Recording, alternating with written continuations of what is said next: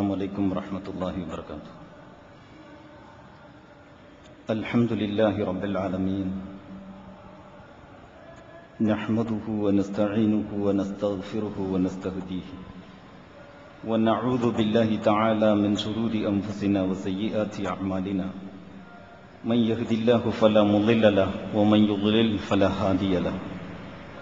أشهد أن لا إله إلا الله وحده لا شريك له، وأشهد أن محمدا عبده ورسوله وصفيه من خلقه وخليله. بلغ الرسالة، أدى الأمانة، نصح الأمة، وكشف الله به الغمة. اللهم صل وسلم على هذا النبي الأمين وعلى آله وصحبه ومن دعا بدعوته واتبع بسنته واقتدى بقدوته ونصح لأمته إلى يوم الدين. إن أريد إلا الإصلاح ما استطعت وما توفيقي إلا بالله عليه توكلت وإليه أنيب. ബഹുമാന്യരായ സഹോദരന്മാരെ, സഹോദരികളെ, കേരള മുസ്ലിം നവോത്ഥാനത്തെ സംബന്ധിച്ച ഈ ചർച്ചയുടെ ആമുഖത്തിൽ നവോത്ഥാനം എന്ന് പറയുന്ന, തജ്ദീദ് എന്ന് പറയുന്ന വളരെ പ്രധാനപ്പെട്ട ഒരു സംവിധാനത്തെ സംബന്ധിച്ച് അധികം സമയം ഉപയോഗിച്ചുകൊണ്ട് പറയാൻ കഴിയും എന്ന് തോന്നുന്നില്ല. എന്നാലും ഇതുപോലെയുള്ള ഒരു ചർച്ചയിലേക്കൊരു ആമുഖം എന്ന നിലക്ക് ഏതാനും വാചകങ്ങൾ അതേപ്പറ്റി പറഞ്ഞുകൊണ്ട് തുടങ്ങാം എന്ന് ഞാൻ വിചാരിക്കുന്നു. ഇസ്ലാമിനെ സംബന്ധിച്ചിടത്തോളം നമുക്കെല്ലാവർക്കും അറിയാം, അന്ത്യപ്രവാചകൻ മുഹമ്മദ് മുസ്തഫ സല്ലല്ലാഹു അലൈഹി വസല്ലമയുടെ ആഗമനത്തോടുകൂടി ലോകത്തിന്റെ മുമ്പിൽ അല്ലാഹു സുബ്ഹാനഹു വ തആല അവതരിപ്പിച്ച വിശുദ്ധ ഖുർആനിന്റെ അവതരണത്തോടുകൂടിയും അന്തിമമായ ഒരു രൂപം, ഇസ്ലാമിന്റെ അന്തിമമായ ഒരു രൂപം, കാലഭേദങ്ങൾക്കും ദേശവ്യത്യാസങ്ങൾക്കും അതീതമായ ആധികാരികമായ ഒരു രൂപം നിലവിൽ വന്നിട്ടുണ്ട്. പിന്നെ ലോകാവസാനം വരെയും അതുതന്നെയാണ് നിലനിൽക്കുന്നത്. അങ്ങനെ കാലാധിവർത്തിയായി ഈ ആദർശത്തിന്, ഈ ആശയത്തിന് നിലനിൽക്കാൻ സാധിക്കുന്നതിന് അല്ലാഹു സുബ്ഹാനഹു വ തആല തന്നെ ചില സംവിധാനങ്ങൾ ഉണ്ടാക്കി വച്ചിട്ടുണ്ട്. ഇസ്ലാമിന്റെ അടിസ്ഥാന ആധാരങ്ങളെ സംബന്ധിച്ച് ചിന്തിച്ചാൽ നിങ്ങൾക്കത് ബോധ്യപ്പെടും. 4 സാധാരണയായി നമ്മൾ എണ്ണി പറയാറ്: ഖുർആന്, സുന്നത്ത്, ഇജ്മാഅ്, ഖിയാസ്, ഇജ്തിഹാദ് എന്നൊക്കെ പറയുന്ന സംഗതികൾ. അപ്പോൾ ഖുർആനും സുന്നത്തും ഇജ്മാവും ഇജ്തിഹാദും, അല്ലെങ്കിൽ ഇജ്മാഅ്, ഖിയാസ് എന്ന് പറയും, എണ്ണും. ചിലപ്പോൾ ആ എണ്ണലിലൊക്കെ ചില ചെറിയ വ്യത്യാസങ്ങളേ ഉള്ളൂ. ഈ 4 അടിസ്ഥാനങ്ങളെ സംബന്ധിച്ച് ചിന്തിച്ചാൽ ഇതിൽ 2 പരിപൂർണമായും ദൈവികമാണ് എന്ന് കാണാവുന്നതാണ്. ഖുർആൻ ദൈവികമാണ്, വിശദീകരിക്കേണ്ട ആവശ്യമില്ല. പിന്നെ സുന്നത്ത് എന്ന് പറയുന്നതും ദൈവികം തന്നെയാണ്. മുഹമ്മദ് നബി സല്ലല്ലാഹു അലൈഹി വസല്ലമ തന്നിഷ്ടപ്രകാരം പ്രവർത്തിച്ചതല്ല. അല്ലാഹു സുബ്ഹാനഹു വ തആല പ്രവാചകന്റെ മേൽ വിശുദ്ധ ഖുർആൻ ഇറക്കിയിട്ടുള്ളത് തന്നെ ലിതുബയ്യിന ലിന്നാസി മാ നുസില ഇലൈഹിം, ജനങ്ങളിലേക്ക് അള്ളാഹു ഇറക്കിയതെന്താണോ അത് ജനങ്ങൾക്ക് വിശദീകരിച്ചു കൊടുക്കാൻ അള്ളാഹു ചുമതലപ്പെടുത്തിയ ഒരു മുഫസ്സിർ എന്ന നിലക്കാണ് മുഹമ്മദ് മുസ്തഫ സല്ലല്ലാഹു അലൈഹി വസല്ലം പ്രവർത്തിച്ചിട്ടുള്ളത്. അള്ളാഹുവിനാൽ നിയോഗിതനായ ഖുർആൻ വ്യാഖ്യാതാവാകുന്നു പ്രവാചകൻ. ആ നിലക്ക് സുന്നത്ത് എന്ന് പറയുന്നതും ദൈവികമാണ്. ഒരുപാട് തെളിവുകൾ നമുക്ക് കാണാൻ സാധിക്കും. സുന്നത്തിന്റെ പ്രാമാണികത സ്ഥാപിക്കുന്ന ഒരു സന്ദർഭമല്ല ഇത്. പക്ഷെ പലപ്പോഴും എന്താണ് ഈ സുന്നത്ത് എന്ന് പലരും ചോദിച്ചു കേൾക്കുന്നത് കൊണ്ട് ഇത്തരം അവസരങ്ങളിലും ഓരോ വാചകങ്ങൾ അതേപ്പറ്റി പറയുന്നത് നല്ലതായിരിക്കും എന്നെനിക്ക് തോന്നാറുണ്ട്. പല വിഷയങ്ങളും നമ്മൾ ഒരു പൊതുവിഷയത്തിന്റെ ഭാഗങ്ങളാക്കിയിട്ട് കൈകാര്യം ചെയ്തു വിടാറുണ്ട്. വമാ ഖതഅതും മിൻ ലീനത്തിൻ ഔ തറക്തുമൂഹാ ഖായിമത്തൻ അലാ ഉസൂലിഹാ, വിശുദ്ധ ഖുർആൻ പറയുന്നു, ഈത്തപ്പന, യുദ്ധത്തിന് വേണ്ടിയിട്ട് ഈത്തപ്പന മുറിച്ച ഒരു സംഭവം കൈകാര്യം ചെയ്യുന്നിടത്ത് അല്ലാഹു സുബ്ഹാനഹു വ തആല പറയുന്നു, മുഹമ്മദ് മുസ്തഫ സല്ലല്ലാഹു അലൈഹി വസല്ലമ ഈത്തപ്പന മരങ്ങൾ മുറിച്ചതും മുറിക്കാതെ വിട്ടതും അദ്ദേഹത്തിന്റെ തന്നിഷ്ടമനുസരിച്ചല്ല, അള്ളാഹുവിന്റെ നിർദ്ദേശമനുസരിച്ചാണ് എന്ന് ഖുർആനിൽ കാണാം. പക്ഷേ ഖുർആൻ എടുത്ത് മുഴുക്കെ പരിശോധിച്ചാൽ, സൂറത്തുൽ ഫാത്തിഹ മുതൽ സൂറത്തുൻ നാസ് വരെ മുഴുക്കെ പരിശോധിച്ചാൽ ഒരിടത്തും ഈത്തപ്പന മുറിക്കാം, യുദ്ധത്തിന് വേണ്ടിയിട്ടൊരു സന്നിഗ്ധ ഘട്ടത്തിൽ ഈത്തപ്പന നിങ്ങൾക്ക് മുറിക്കാം റസൂലേ എന്ന് പറഞ്ഞിട്ടൊരായത്ത് കാണൂല. പക്ഷേ അള്ളാഹു പറയുന്നു അള്ളാഹുവിന്റെ നിർദ്ദേശമനുസരിച്ചാണ് മുഹമ്മദ് നബിയെ മുറിച്ചത് എന്ന്. അപ്പൊ ആ നിർദ്ദേശം എവിടെ? ഇങ്ങനെ നിങ്ങൾ വിശുദ്ധ ഖുർആൻ പരിശോധിച്ചാൽ ഒരുപാട് സ്ഥലങ്ങളിൽ അള്ളാഹു പറഞ്ഞിട്ടുണ്ട് ഇതൊക്കെ അള്ളാഹുവിന്റെ നിർദ്ദേശം അനുസരിച്ചാണ്. പക്ഷെ ആ നിർദ്ദേശം ഖുർആനിൽ കാണില്ല. അതിന്റെ അർത്ഥം മുഹമ്മദ് നബി സല്ലല്ലാഹു അലൈഹി വസല്ലമക്ക് ഖുർആനല്ലാത്ത വഹയും ലഭിച്ചിരുന്നുവെന്നാണ്. അപ്പോൾ ഖുർആനിലില്ലാത്ത ആ വഹയുകളുടെ സമാഹാരത്തിനാണ് നമ്മൾ സുന്നത്ത് എന്ന് പറയുന്നത്. അതുകൊണ്ട് ഖുർആനും സുന്നത്തും ദൈവികമാണ്. പിന്നെയുള്ളത് ഇജ്മാഉം ഇജ്തിഹാദ് പോലെയുള്ള സംഗതികളാണ്. അതിനെക്കുറിച്ച് ആലോചിക്കുന്ന പക്ഷം ഇത് രണ്ടും മനുഷ്യന്റെ ഒരു പങ്ക് വളരെ ശക്തമായിട്ടുള്ളതാണ് എന്ന് കാണാവുന്നതാണ്. അപ്പോൾ ഇസ്ലാമിന്റെ അടിസ്ഥാനങ്ങൾ 2 ദൈവികവും 2 മനുഷ്യനിർമ്മിതവുമാണ് എന്ന് വേണമെങ്കിൽ പറയാം. ദൈവികമായ 2 അടിസ്ഥാനങ്ങളിൽ നിന്നുകൊണ്ട് ഓരോ കാലഘട്ടത്തിലും കൈകാര്യം ചെയ്യുന്നവരുടെ ബുദ്ധിയും യുക്തിയും ഉപയോഗിച്ച് വികസിപ്പിക്കുവാനുള്ള ഒരവസരം അള്ളാഹു തന്നെ നൽകിയിരിക്കുകയാണ്. തെറ്റായാലും കൂലി കിട്ടുന്ന ഒരൊറ്റ കാര്യമേ ഉള്ളൂ, അത് ഇജ്തിഹാദാണ്. വേറൊന്നിനും തെറ്റിയാൽ കൂലിയില്ല. ഇതൊക്കെ ഞാനിപ്പോ പറയുന്നത് ഇത്തരം ചില അടിസ്ഥാനങ്ങളിൽ നിന്നുകൊണ്ട് ചിന്തിക്കുമ്പോഴാണ് ഇസ്ലാമിലെ തജ്ദീദിന്റെ പ്രാധാന്യം, സ്ഥാനം നമുക്ക് മനസ്സിലാക്കാൻ സാധിക്കുക. ഇസ്ലാമിനെ അള്ളാഹു ഒരു വൃക്ഷത്തോട് ഉപമിച്ചിട്ടുണ്ട് സൂറത്ത് ഇബ്രാഹിമിൽ. ആയത്തോതി വിശദീകരിക്കാൻ സമയം അനുവദിക്കില്ല, അല്ലെങ്കിൽ അതിന്റെ ആവശ്യമില്ല. ആ ഉദാഹരണത്തിൽ നിന്ന് പല പാഠങ്ങളും നമുക്ക് പഠിക്കാം. അതിലെ വളരെ പ്രധാനപ്പെട്ട ഒരു പാഠം, ഇപ്പോൾ ഇവിടെ പ്രസക്തമായ ഒരു പാഠം, ഇസ്ലാം ഒരു മരം പോലെയാണ്. ഇസ്ലാം ഒരു മരം പോലെയാണെന്ന് പറയുമ്പോൾ ഒരുപാട് അർത്ഥങ്ങളുണ്ട്. ആളുകൾക്ക് തണൽ നൽകുന്നു, ഫലങ്ങൾ നൽകുന്നു, അങ്ങനെ ആ അർത്ഥങ്ങളൊന്നും ഇപ്പൊ ഞാൻ ഉദ്ദേശിച്ചിട്ടില്ല. മരത്തിനൊരു പ്രത്യേകതയുണ്ട്. മരം കാലഘട്ടങ്ങൾക്കനുസരിച്ച്, കാലാവസ്ഥക്കനുസരിച്ച്, കാലാവസ്ഥകളോട് അനുകൂലമായി പ്രതികരിച്ചുകൊണ്ടും കാലാവസ്ഥകളുടെ മാറ്റങ്ങളെ അതിജയിക്കാൻ പ്രതിരോധിച്ചുകൊണ്ടും ആണ് മരം നിലനിൽക്കുന്നത്. ചില വൃക്ഷങ്ങൾ ചൂട് കൂടുമ്പോൾ ഇല മൊത്തമായിട്ട് പൊഴിക്കും. ഈ ഇലകളെയെല്ലാം കൂടി തീറ്റിപ്പോറ്റിയാൽ തടിമരം തന്നെ ഉണങ്ങിപ്പോകും എന്നതുകൊണ്ടാണ് ഇല പൊഴിക്കുന്നത് എന്ന് വരാം. അതുപോലെ തന്നെ ചില ശാഖകൾ ചിലപ്പോൾ വേണ്ടെന്ന് വെക്കും. കുറച്ചു കഴിയുമ്പോൾ പുതിയ കൊമ്പുകൾ ഉണ്ടായി എന്ന് വരും. ഇത് മരത്തിന്റെ സ്വഭാവമാണ്. ഈ സ്വഭാവം ഇസ്ലാമിനുമുണ്ട്. ഇസ്ലാമിന്റെ താഴ്വേരും തടിമരവും എന്ന് പറഞ്ഞാൽ ഖുർആനും സുന്നത്തും അങ്ങനെ തന്നെ നിലനിൽക്കും. ശാഖകൾ പുതുതായിട്ടുണ്ടാകും, പഴയ ശാഖകൾ അപ്രസക്തമാകും. ഇത് നേർക്കുനേരെ ദീനുൽ ഇസ്ലാമിന്റെ വിശുദ്ധ ഖുർആനിൽ പറഞ്ഞ കാര്യങ്ങൾ അപ്രസക്തമാക്കിക്കൊണ്ടല്ല ഈ പണികൾ നടക്കുന്നത്. ഇതൊരു നവോത്ഥാന പ്രക്രിയയാണ്. ചിന്തകളും അഭിപ്രായങ്ങളും, പണ്ഡിതന്മാരുടെ ചിന്തകളും അഭിപ്രായങ്ങൾക്കുമൊക്കെ നിലയും വിലയുമൊക്കെ ഉണ്ടാകുന്നത് അത് ഇസ്ലാമിക സമൂഹത്തിന്റെ മുന്നോട്ടുള്ള പ്രയാണത്തിന് ഗതിവേഗം വർദ്ധിപ്പിക്കുന്നതും ശക്തി നൽകുന്നതുമായി മാറുന്നത് ഇസ്ലാമിന് ഇങ്ങനെ ഒരു സ്വഭാവമുള്ളത് കൊണ്ടാണ്. മരങ്ങൾ ഇലപൊഴിക്കുന്നത് പോലെ. വേണമെങ്കിൽ വേറൊരു ഉദാഹരണം പറയാം. പണ്ട് കാലത്ത് മോട്ടോറുകൾ കണ്ടുപിടിക്കുന്നതിന് മുമ്പ് കപ്പലുകൾക്ക് കാറ്റിന്റെ ഒരു തള്ളിച്ച കൊണ്ടാണ് കപ്പലുകൾ സഞ്ചരിച്ചിരുന്നത്, പായ്ക്കപ്പലുകൾ. അപ്പൊ കാറ്റിന്റെ ഗതി നോക്കിയിട്ടാണ് പായ കെട്ടുന്നത്. കാറ്റിന്റെ ഗതി എന്നും ഒരു ദിശയിലായിക്കൊള്ളണമെന്നില്ല. ഈ സഞ്ചരിക്കുന്നവർക്കൊരു ലക്ഷ്യമുണ്ട്. ആ ലക്ഷ്യത്തിലേക്ക് എത്താൻ ഈ പായ എങ്ങനെ കെട്ടണം, കാറ്റിന്റെ ഗതി നോക്കിയിട്ടാണ് ഇത് കെട്ടുന്നത്. കടലിലിറക്കിയ അന്ന് മഹാനവറുകൾ കെട്ടിയതാണ്. ഇനി ഇത് തൊടൂല്ല എന്ന് പറഞ്ഞുകൊണ്ടൊരു ഒരു സംഘത്തിന് യാത്ര ചെയ്യാൻ പറ്റൂല. അവർ കപ്പലിന്റെ കാറ്റിന്റെ ഗതി മാറുന്ന മുറക്ക് ഈ പായ അവർ അഴിച്ചു കെട്ടണം, തിരിച്ചു കെട്ടണം. എങ്കിൽ മാത്രമേ ലക്ഷ്യസ്ഥാനത്ത് ഇവരെത്തൂ. അല്ലെങ്കിൽ കാറ്റിലും കോളിലും പെട്ട് അപകടമായിരിക്കും ഫലം. എന്ന് പറഞ്ഞാൽ കപ്പലിൽ കയറുന്ന എല്ലാവരും പായ അഴിക്കാനും തിരിച്ചും മറിച്ചും കെട്ടാനും തുടങ്ങിയാലോ കപ്പൽ ഒരിക്കലും ലക്ഷ്യസ്ഥാനത്തെത്തില്ല. അതിനെക്കുറിച്ച് അറിയുന്നവർ വേണം ആ പണി ചെയ്യാൻ. അപ്പോൾ ഇസ്ലാമിൽ ഇജ്തിഹാദിന്റെ ഇജ്തിഹാദിലൂടെ നവോത്ഥാനത്തിന്റെ അടിത്തറ ശക്തിപ്പെടുത്തുന്നതിന്, നവോത്ഥാനത്തിന്റെ ദാർശനിക ചട്ടക്കൂട് ഭദ്രമാക്കുന്നതിന് ഇസ്ലാമിൽ തന്നെ ചില അടിസ്ഥാനങ്ങളും ക്രമങ്ങളുമൊക്കെയുണ്ട്. അതിനെപ്പറ്റി പറയുകയാണെങ്കിൽ അത് തന്നെ ഒരു വിഷയമാണ്. ഇപ്പോൾ ഇങ്ങനെയൊക്കെ ഏതാനും വാചകങ്ങൾ മുഖവുരയായി പറഞ്ഞുകൊണ്ട് ഞാൻ എന്റെ വിഷയത്തിലേക്ക് നിങ്ങളുടെ ശ്രദ്ധ ക്ഷണിക്കുകയാണ് ചെയ്യുന്നത്. എന്ന് പറഞ്ഞാൽ ചില ഈ നവോത്ഥാന പ്രക്രിയ ചിലപ്പോൾ ഇസ്ലാമിലുള്ള ഒരു സംവിധാനം മങ്ങുമ്പോൾ, അല്ലെങ്കിൽ അത് ജനസമൂഹങ്ങളുടെ കൈകടത്തലുകൾക്ക് വിധേയമായി വികൃതമാകുമ്പോൾ അതിനെ പൂർവ്വസ്ഥിതിയിലാക്കുവാനുള്ള ചില പണികളായിരിക്കും ചിലപ്പോൾ വേണ്ടിയിരിക്കുന്നത്. ഉമർ ഇബ്നു അബ്ദുൽ അസീസിന്റെ പ്രവർത്തനങ്ങളെപ്പോലെ അദ്ദേഹം ഇസ്ലാമിക ഘടനക്ക് വിരുദ്ധമായ രാജഭരണ സമ്പ്രദായത്തിലൂടെ രംഗത്ത് വന്ന വ്യക്തിയാണ്. പക്ഷേ അദ്ദേഹത്തിന്റെ പരിഷ്കരണ പ്രവർത്തനങ്ങൾ ഖിലാഫത്തുർ റാഷിദയുടെ അതേ സംസ്കാരത്തിലേക്ക് ഭരണക്രമത്തെ തിരിച്ചുകൊണ്ടുവരിക എന്നിടത്തായിരുന്നു.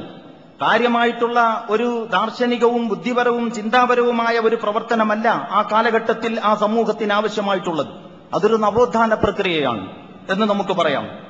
അതേസമയം സയ്യിദ് അബുൽ അല മൗദൂദിയെ പോലെയുള്ള ആളുകളുണ്ട്, മുഹമ്മദ് ബിൻ അബ്ദുൽ വഹാബിനെ പോലെയുള്ള ആളുകളുണ്ട്, ഷെയ്ഖുൽ ഇസ്ലാം ഇബ്നു തൈമിയ്യ പോലെയുള്ള ആളുകളുണ്ട്, അബൂ ഹാമിദ് അൽ ഗസാലി, ഉജത്തുൽ ഇസ്ലാം അബൂ ഹാമിദ് അൽ ഗസാലിയെ പോലെയുള്ള ആളുകളുണ്ട്. ഇവരൊക്കെ നടത്തിയിട്ടുള്ള നവോത്ഥാന പ്രക്രിയകൾക്ക് കുറെ കൂടി ബുദ്ധിപരവും ചിന്താപരവുമായ, കർമ്മപരം എന്നതിനോടൊപ്പം തന്നെ ബുദ്ധിപരവും ചിന്താപരവുമായ ആഴങ്ങളും തലങ്ങളും ഉണ്ടായിരുന്നു എന്ന് അവരുടെ നവോത്ഥാന പ്രക്രിയയെപ്പറ്റി പഠിക്കുമ്പോൾ നമുക്ക് മനസ്സിലാക്കാൻ സാധിക്കും. ചുരുക്കി പറഞ്ഞാൽ നവോത്ഥാനം എന്ന് പറയുന്നത് മുസ്ലിം ഇസ്ലാമിക സമൂഹത്തിന്റെ പ്രവാഹം നിലച്ച് കെട്ടിനിൽക്കുമ്പോൾ ദുഷിക്കാൻ തുടങ്ങും. അതുകൊണ്ട് കെട്ടിനിൽക്കുക എന്ന പ്രകൃതം ഇസ്ലാമിക സമൂഹത്തിന് അന്യമാണ്. അത് മൂവ്മെന്റാണ്, പ്രവാഹം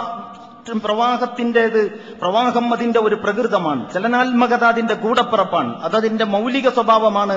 അതൊരു എക്സ്ട്രാ ഫിറ്റിംഗ് അല്ല.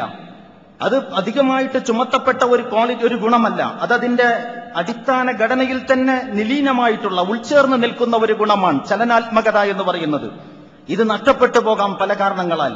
അപ്പോൾ പുതിയ ചാലുകൾ കീറി പിന്നെയും പ്രവാഹമുണ്ടാക്കണം. അത് നവോത്ഥാന പ്രക്രിയയാണ്. ആ ചലനാത്മകതയാണ് ഇസ്ലാമിക സമൂഹത്തെ കാലാധിവർത്തിയായി നിലനിർത്തുന്നത് എന്ന് നമുക്ക് കാണാൻ സാധിക്കും. ഇതൊക്കെ ഞാൻ ഇതിന്റെ ഒരു മുഖവുര പോലെ അങ്ങിങ്ങായി പല കാര്യങ്ങളും പറഞ്ഞു വെച്ചെന്നേ ഉള്ളൂ. ഇതൊന്നും വിസ്തരിച്ച് സ്ഥാപിക്കൽ ഇപ്പോൾ എന്റെ വിഷയത്തിന്റെ ഭാഗമല്ല. കേരള മുസ്ലിം നവോത്ഥാനം എന്ന് പറയുന്ന നമ്മുടെ വിഷയമുണ്ടായിട്ടുള്ളത് ഇത്തരം ഒരു ചാലുകീറലിന്റെ, ഇത്തരം പ്രവാഹം നിലച്ചുപോയ ഘട്ടത്തിൽ വീണ്ടും അതിന് ചലനാത്മകത ഉണ്ടാക്കുവാനുള്ള ശ്രമത്തിൽ ഇസ്ലാമിക പ്രസ്ഥാനത്തിന്റെ പങ്കെന്ത്, ചരിത്രപരമായ അതിന്റെ സ്ഥാനമെന്ത് എന്ന അന്വേഷണം മാത്രമാണ് യഥാർത്ഥത്തിൽ നമ്മളിവിടെ നടത്തുന്നത്. മറ്റുള്ളതൊക്കെ ഇതിനോട് ചേർന്ന് നിൽക്കുന്ന പല വിഷയങ്ങൾ എന്ന നിലക്ക് നമ്മൾ ഉൾക്കൊള്ളുകയും മനസ്സിലാക്കുകയും ഒക്കെയാണ് വേണ്ടത്. കേരള മുസ്ലിം നവോത്ഥാനത്തെ പറ്റി പറയുമ്പോൾ യഥാർത്ഥത്തിൽ ഉമർ റളിയല്ലാഹു അൻഹു ഒരിക്കൽ പറഞ്ഞതുപോലെ ഒരു ഇസ്ലാമിക സമൂഹത്തിന്റെ, ഇസ്ലാമിന്റെ സൗന്ദര്യം ആസ്വദിക്കാൻ സാധിക്കണമെങ്കിൽ ജാഹിലിയ സമൂഹത്തിന്റെ വൈരൂപ്യം എങ്ങനെയായിരുന്നുവെന്ന്, വികൃതം എത്രമാത്രം ദുഷിച്ചതായിരുന്നുവെന്ന് മനസ്സിലാക്കാൻ ഒരാൾക്ക് കഴിയണം. എന്ന് പറഞ്ഞതുപോലെ തന്നെയാണ് കേരള മുസ്ലിങ്ങളുടെയും അവസ്ഥ. ഒരു 60-70 കൊല്ലങ്ങൾക്ക് മുമ്പ് കേരളത്തിന്റെ അവസ്ഥ എന്തായിരുന്നു എന്ന് നമ്മൾ പരിശോധിക്കേണ്ടതാണ്. എന്റെ മുമ്പിലിരിക്കുന്നതിൽ പഴയ തലമുറയിലെ അവശേഷിക്കുന്ന മുതിർന്ന കാരണവന്മാരുണ്ട് കുറേശ്ശെയൊക്കെ. അവർക്കൊരു പക്ഷേ ഞാൻ ഈ പറയുന്ന കാര്യങ്ങളൊന്നും ഒരു പുതുമയുള്ള കാര്യങ്ങളല്ല. പക്ഷേ പുതിയ തലമുറയെ സംബന്ധിച്ചിടത്തോളം പലതും അവർക്ക് തീരെ തന്നെ കേട്ടുകേൾവി ഉണ്ടാവുകയില്ല. ഇതിന്റെ അർത്ഥം അന്ധവിശ്വാസങ്ങളെല്ലാം പണ്ടുണ്ടായിരുന്നു, ഇപ്പോഴൊന്നുമില്ല എന്നല്ല. പഴയ അന്ധവിശ്വാസങ്ങൾ അതിന്റെ ആ കയ്യില്ലാത്ത ബനിയനും ആ കള്ളിമുണ്ടും മാറ്റി പുതിയ ഫാൻസും ജീൻസും ഇട്ട് പുതിയ സ്റ്റൈലിൽ ടൈയും കെട്ടി നമ്മോടൊപ്പമുണ്ട് എന്നത് വേറെ കാര്യമാണ്. അന്ധവിശ്വാസങ്ങൾ ഒരിക്കലും, അനാചാരങ്ങൾ ഒരിക്കലും ഇല്ലാതാവുകയില്ല. അതിന്റെ ഒരു കോലം നഷ്ടപ്പെട്ടാൽ അത് വേറൊരു കോലത്തിൽ വരും. അങ്ങനെ കറങ്ങിത്തിരിഞ്ഞുകൊണ്ടേയിരിക്കും. വിവാഹത്തിലെ അനാചാരങ്ങളെ കുറിച്ച് ചിന്തിക്കുന്നത് പോലെ വിവാഹത്തിലെ അനാചാരങ്ങൾ, ജീവിതത്തിലെ അന്ധവിശ്വാസങ്ങൾ, ഇതൊക്കെ ഒരു കോലത്തിലല്ലെങ്കിൽ വേറൊരു കോലത്തിൽ വേഷം മറിഞ്ഞങ്ങനെ വന്നുകൊണ്ടേയിരിക്കും. ഇല്ലാതാക്കുക വലിയ പ്രയാസമാണ്. കാരണം എന്തെന്നാൽ പിശാചിനെ സംബന്ധിച്ചിടത്തോളം അവൻ ഏതെങ്കിലും ഒരു രീതിയിൽ മനുഷ്യമക്കളെ വഴിപിഴപ്പിക്കുക എന്നത് അവൻ ഏറ്റെടുത്ത ഒരു ദൗത്യമാണ്. ആ പണി അവൻ നിർവഹിച്ചുകൊണ്ടേയിരിക്കും എന്ന് വേണമെങ്കിൽ നമുക്കതേപ്പറ്റി പറയാം. ഇരിക്കട്ടെ, ഞാൻ പറഞ്ഞു വന്നത് കേരള മുസ്ലിങ്ങളുടെ ഒരു 70 കൊല്ലം മുമ്പത്തെ ചിത്രം എന്താണ്, അന്ന് മുസ്ലിം സമൂഹത്തിന്റെ വിശ്വാസ അനുഷ്ഠാന രംഗത്തുണ്ടായിരുന്ന സ്ഥിതി എന്താണ്, ചിത്രം എന്താണ്, ഇതിനെ സംബന്ധിച്ച് നമ്മൾ ആലോചിച്ച് നോക്കണം. അതിഭീകരവും ദയനീയവുമായിരുന്നു ആ ഇരുണ്ട കേരളത്തിന്റെ ചിത്രം എന്ന് അപ്പോൾ നമുക്ക് ബോധ്യപ്പെടും. ഇസ്ലാമിക ജീവിതം, മതം എന്ന് പറയുന്നത് ജീവിതത്തിന്റെ അപൂർവം ചില ഘട്ടങ്ങളിൽ മാത്രം നോക്കിയാൽ മനസ്സിലാക്കാൻ കഴിയുന്ന ഒന്നാണ് എന്ന് പറയപ്പെട്ട് കേട്ടിട്ടുണ്ട്.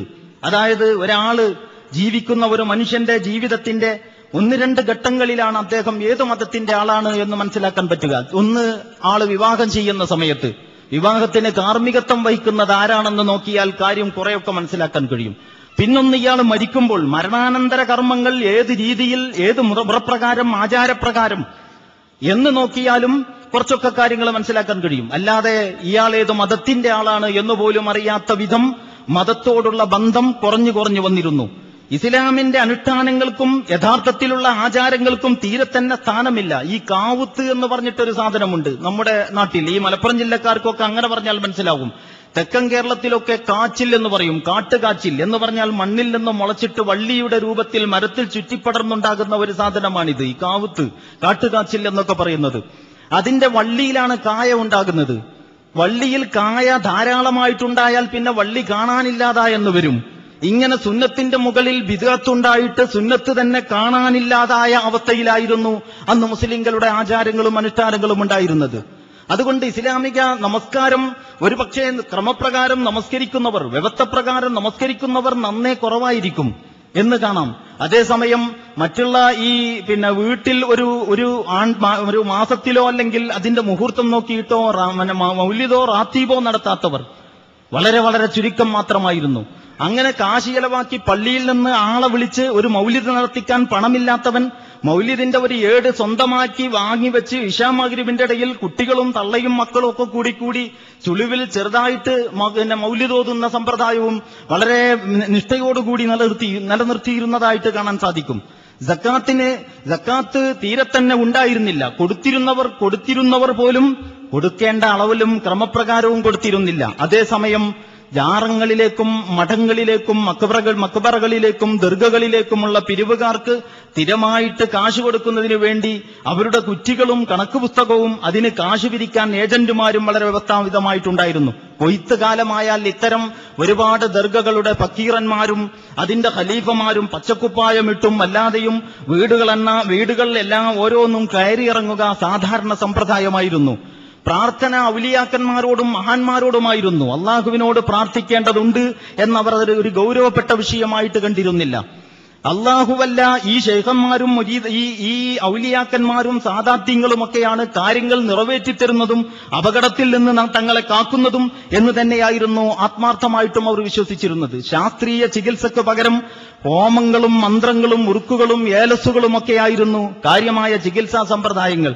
തീർത്ഥാടന കേന്ദ്രങ്ങളായിട്ടുണ്ടായിരുന്നത് ദർഗാ ഷരീഫുകളായിരുന്നു. പെരുന്നാളിനെ തോൽപ്പിക്കുന്നതും ഇസ്ലാമിലെ യഥാർത്ഥ ആഘോഷങ്ങളെ അപ്രസക്തമാകുന്നതുമായ ഉറൂസുകളും നേർച്ചകളുമാണ് മക്കാമുകളിൽ സ്ഥിരമായിട്ട് നടന്നിരുന്നത്. ഏതാണ്ട് എല്ലാ ടൗണിലും ഇന്നറിയപ്പെടുന്ന ഏതാണ്ട് എല്ലാ പട്ടണങ്ങളിലും പട്ടണക്കാർക്കും സ്വന്തമായിട്ട് ഓരോ നേർച്ചയുണ്ടായിരുന്നു. വലിയ പൂരങ്ങളെപ്പോലെ ചണ്ടയും മേളങ്ങളും ആനകളും ഇളത്താളവും മറ്റെല്ലാം കൂടിയുള്ള വലിയ ഉത്സവങ്ങൾ ഉണ്ടായിരുന്നു. ഈ ഉത്സവങ്ങൾ പിന്നെ ഓരോ മക്കബറക്കും സ്വന്തമായിട്ടുണ്ടെന്ന് മാത്രമല്ല, ഇത് ഓരോരുത്തരും അങ്ങോട്ട് ഏറ്റെടുത്തിരിക്കുകയാണ്. പിന്നെ ഒഴിവാക്കാൻ കഴിയില്ല. വലിയ വലിയ പെട്ടിവരവുകൾ ഉണ്ടായിരുന്നു. ആ പെട്ടിവരവുകൾക്ക് മേനി പറച്ചിൽ ഓരോരുത്തരുടെയും ഓരോ പ്രദേശത്തിന്റെയും വലിയ ഒരു അഭിമാന പ്രശ്നമായിട്ട് അവർ കണ്ടിരുന്നു. ഞങ്ങൾ ഇന്ന പ്രദേശത്തുകാരുടെ പെട്ടിവരവുണ്ട് എന്നതിന് വേണ്ടി 2 മണിക്കൂർ മുമ്പേ പൂരപ്പറമ്പിൽ എന്ന് പറഞ്ഞാൽ നേർച്ചപ്പറമ്പിൽ അതിനുവേണ്ടിയുള്ള തയ്യാറെടുപ്പുകളും അതിനുശേഷം അതിന്റെ മേനി പറച്ചിലും ഒക്കെ നടന്നിരുന്നു. അതുപോലെ തന്നെ ആ ജീവിതത്തിന്റെ ഏതാണ്ട് എല്ലാ രംഗത്തിൽ നിന്നും സ്ത്രീ സമൂഹത്തെപ്പാടെ പുറത്താക്കിയിരുന്നു. സ്ത്രീകൾക്ക് അക്ഷരം പഠിക്കാൻ പാടില്ലെന്ന് വിവരമുള്ള പണ്ഡിതന്മാർ എഴുതി അച്ചടിച്ച് പ്രസിദ്ധീകരിക്കുക വരെ ചെയ്തതായി നമുക്ക് കാണാവുന്നതാണ്. വീട്ടിലിരിക്കുന്ന പെണ്ണും ജയിലിലിരിക്കുന്ന തടവറയിൽ കഴിയുന്ന പുരുഷനും തമ്മിൽ ബന്ധപ്പെടുന്നതിന്റെ രഹസ്യ മാധ്യമമാകാൻ എന്ന് പറഞ്ഞാൽ പെണ്ണ് കത്തെഴുതിയിട്ട് ജയിലിലേക്ക് കൊടുത്തേക്കാൻ സാധ്യതയുണ്ട്. അതുകൊണ്ട് രഹസ്യ മാധ്യമമാകാൻ എഴുത്തിന് സാധ്യതയുള്ളതുകൊണ്ട് സ്ത്രീകളെ എഴുത്തു പഠിപ്പിക്കാൻ പാടില്ല എന്ന് പണ്ഡിതന്മാർ പഠിപ്പിക്കുകയും പറയുകയും ചെയ്തിരുന്നു. ഇങ്ങനെയൊക്കെ കൂടിയുള്ള ഈ ഒരു അന്തരീക്ഷത്തിൽ ആരാണ് നാട് ഭരിച്ചിരുന്നത്? അത് ഈ പറഞ്ഞതുപോലെ തന്നെ ബദരീങ്ങൾ, ശുഹദാക്കൾ, നേർച്ചക്കാർ, തങ്ങന്മാർ, മൗലവിമാർ, ഐസ്മിന്റെ പണിക്കാർ, പിന്നെ ഈ ജിന്ന് സേവകർ, അങ്ങനെ തുടങ്ങി ജാറത്തിലെ അന്തേവാസികളായ ആളുകൾ തുടങ്ങി ഒരു വലിയ കൂട്ടരാണ് അന്ന് നാട് യഥാർത്ഥത്തിൽ ജനങ്ങളെ നിയന്ത്രിച്ചിരുന്നത്. വീട്ടുകളിൽ നടന്നിരുന്നതോ മാലകളും മൗലിദുകളും റാത്തീബുകളും അതുപോലെയുള്ള കാര്യങ്ങളുമാണ്. നേരം ഇരുട്ടിയാൽ ഇന്നത്തേതുപോലെ ഇലക്ട്രിക് ലൈറ്റ് ഒന്നുമില്ല. അതുകൊണ്ട് നേരം ഇരുട്ടിയാൽ പിന്നീട് രംഗം അടക്കി ഭരിക്കുന്നത് റൂഹാനികൾ, കൂളി, പൊട്ടിച്ചൂട്ട്, ഒടിയന്മാർ അങ്ങനെ തുടങ്ങിയിട്ടുള്ള സാധനങ്ങളാണ്. അതുകൊണ്ട് ആളുകൾക്കൊക്കെ പേടിയാണ്. പല പക്ഷികളും പല കോലത്തിലും കരയും. പല പക്ഷികളുടെ കരച്ചിൽ വലിയ അപകടമായിട്ടാണ് കണ്ടിരുന്നത്. അതുപോലെ തന്നെ പല മാരക രോഗങ്ങളും പല ചെകുത്താന്മാരും ഉണ്ടാക്കുന്നതാണ് എന്നാണ് ജനം വിശ്വസിച്ചിരുന്നത്. അങ്ങനെ വസൂരിയും കുരിപ്പും കോളറയും ഒക്കെ ഓരോ പിശാചുക്കളുടെ ഓരോ ചെകുത്താന്മാരുടെ ബാധയാണെന്നും അതിന് ഇന്ന രീതിയിലാണ് അതിനെ പ്രതിരോധിക്കേണ്ടത് എന്നും ജനങ്ങൾക്ക് വ്യക്തമായും പുരോഹിതന്മാർ അതിനുവേണ്ടി ഏജന്റുമാരെ വെച്ച് പഠിപ്പിക്കുകയും ക്യാമ്പയിൻ പോലെ നടത്തുകയും ചെയ്തിരുന്നു.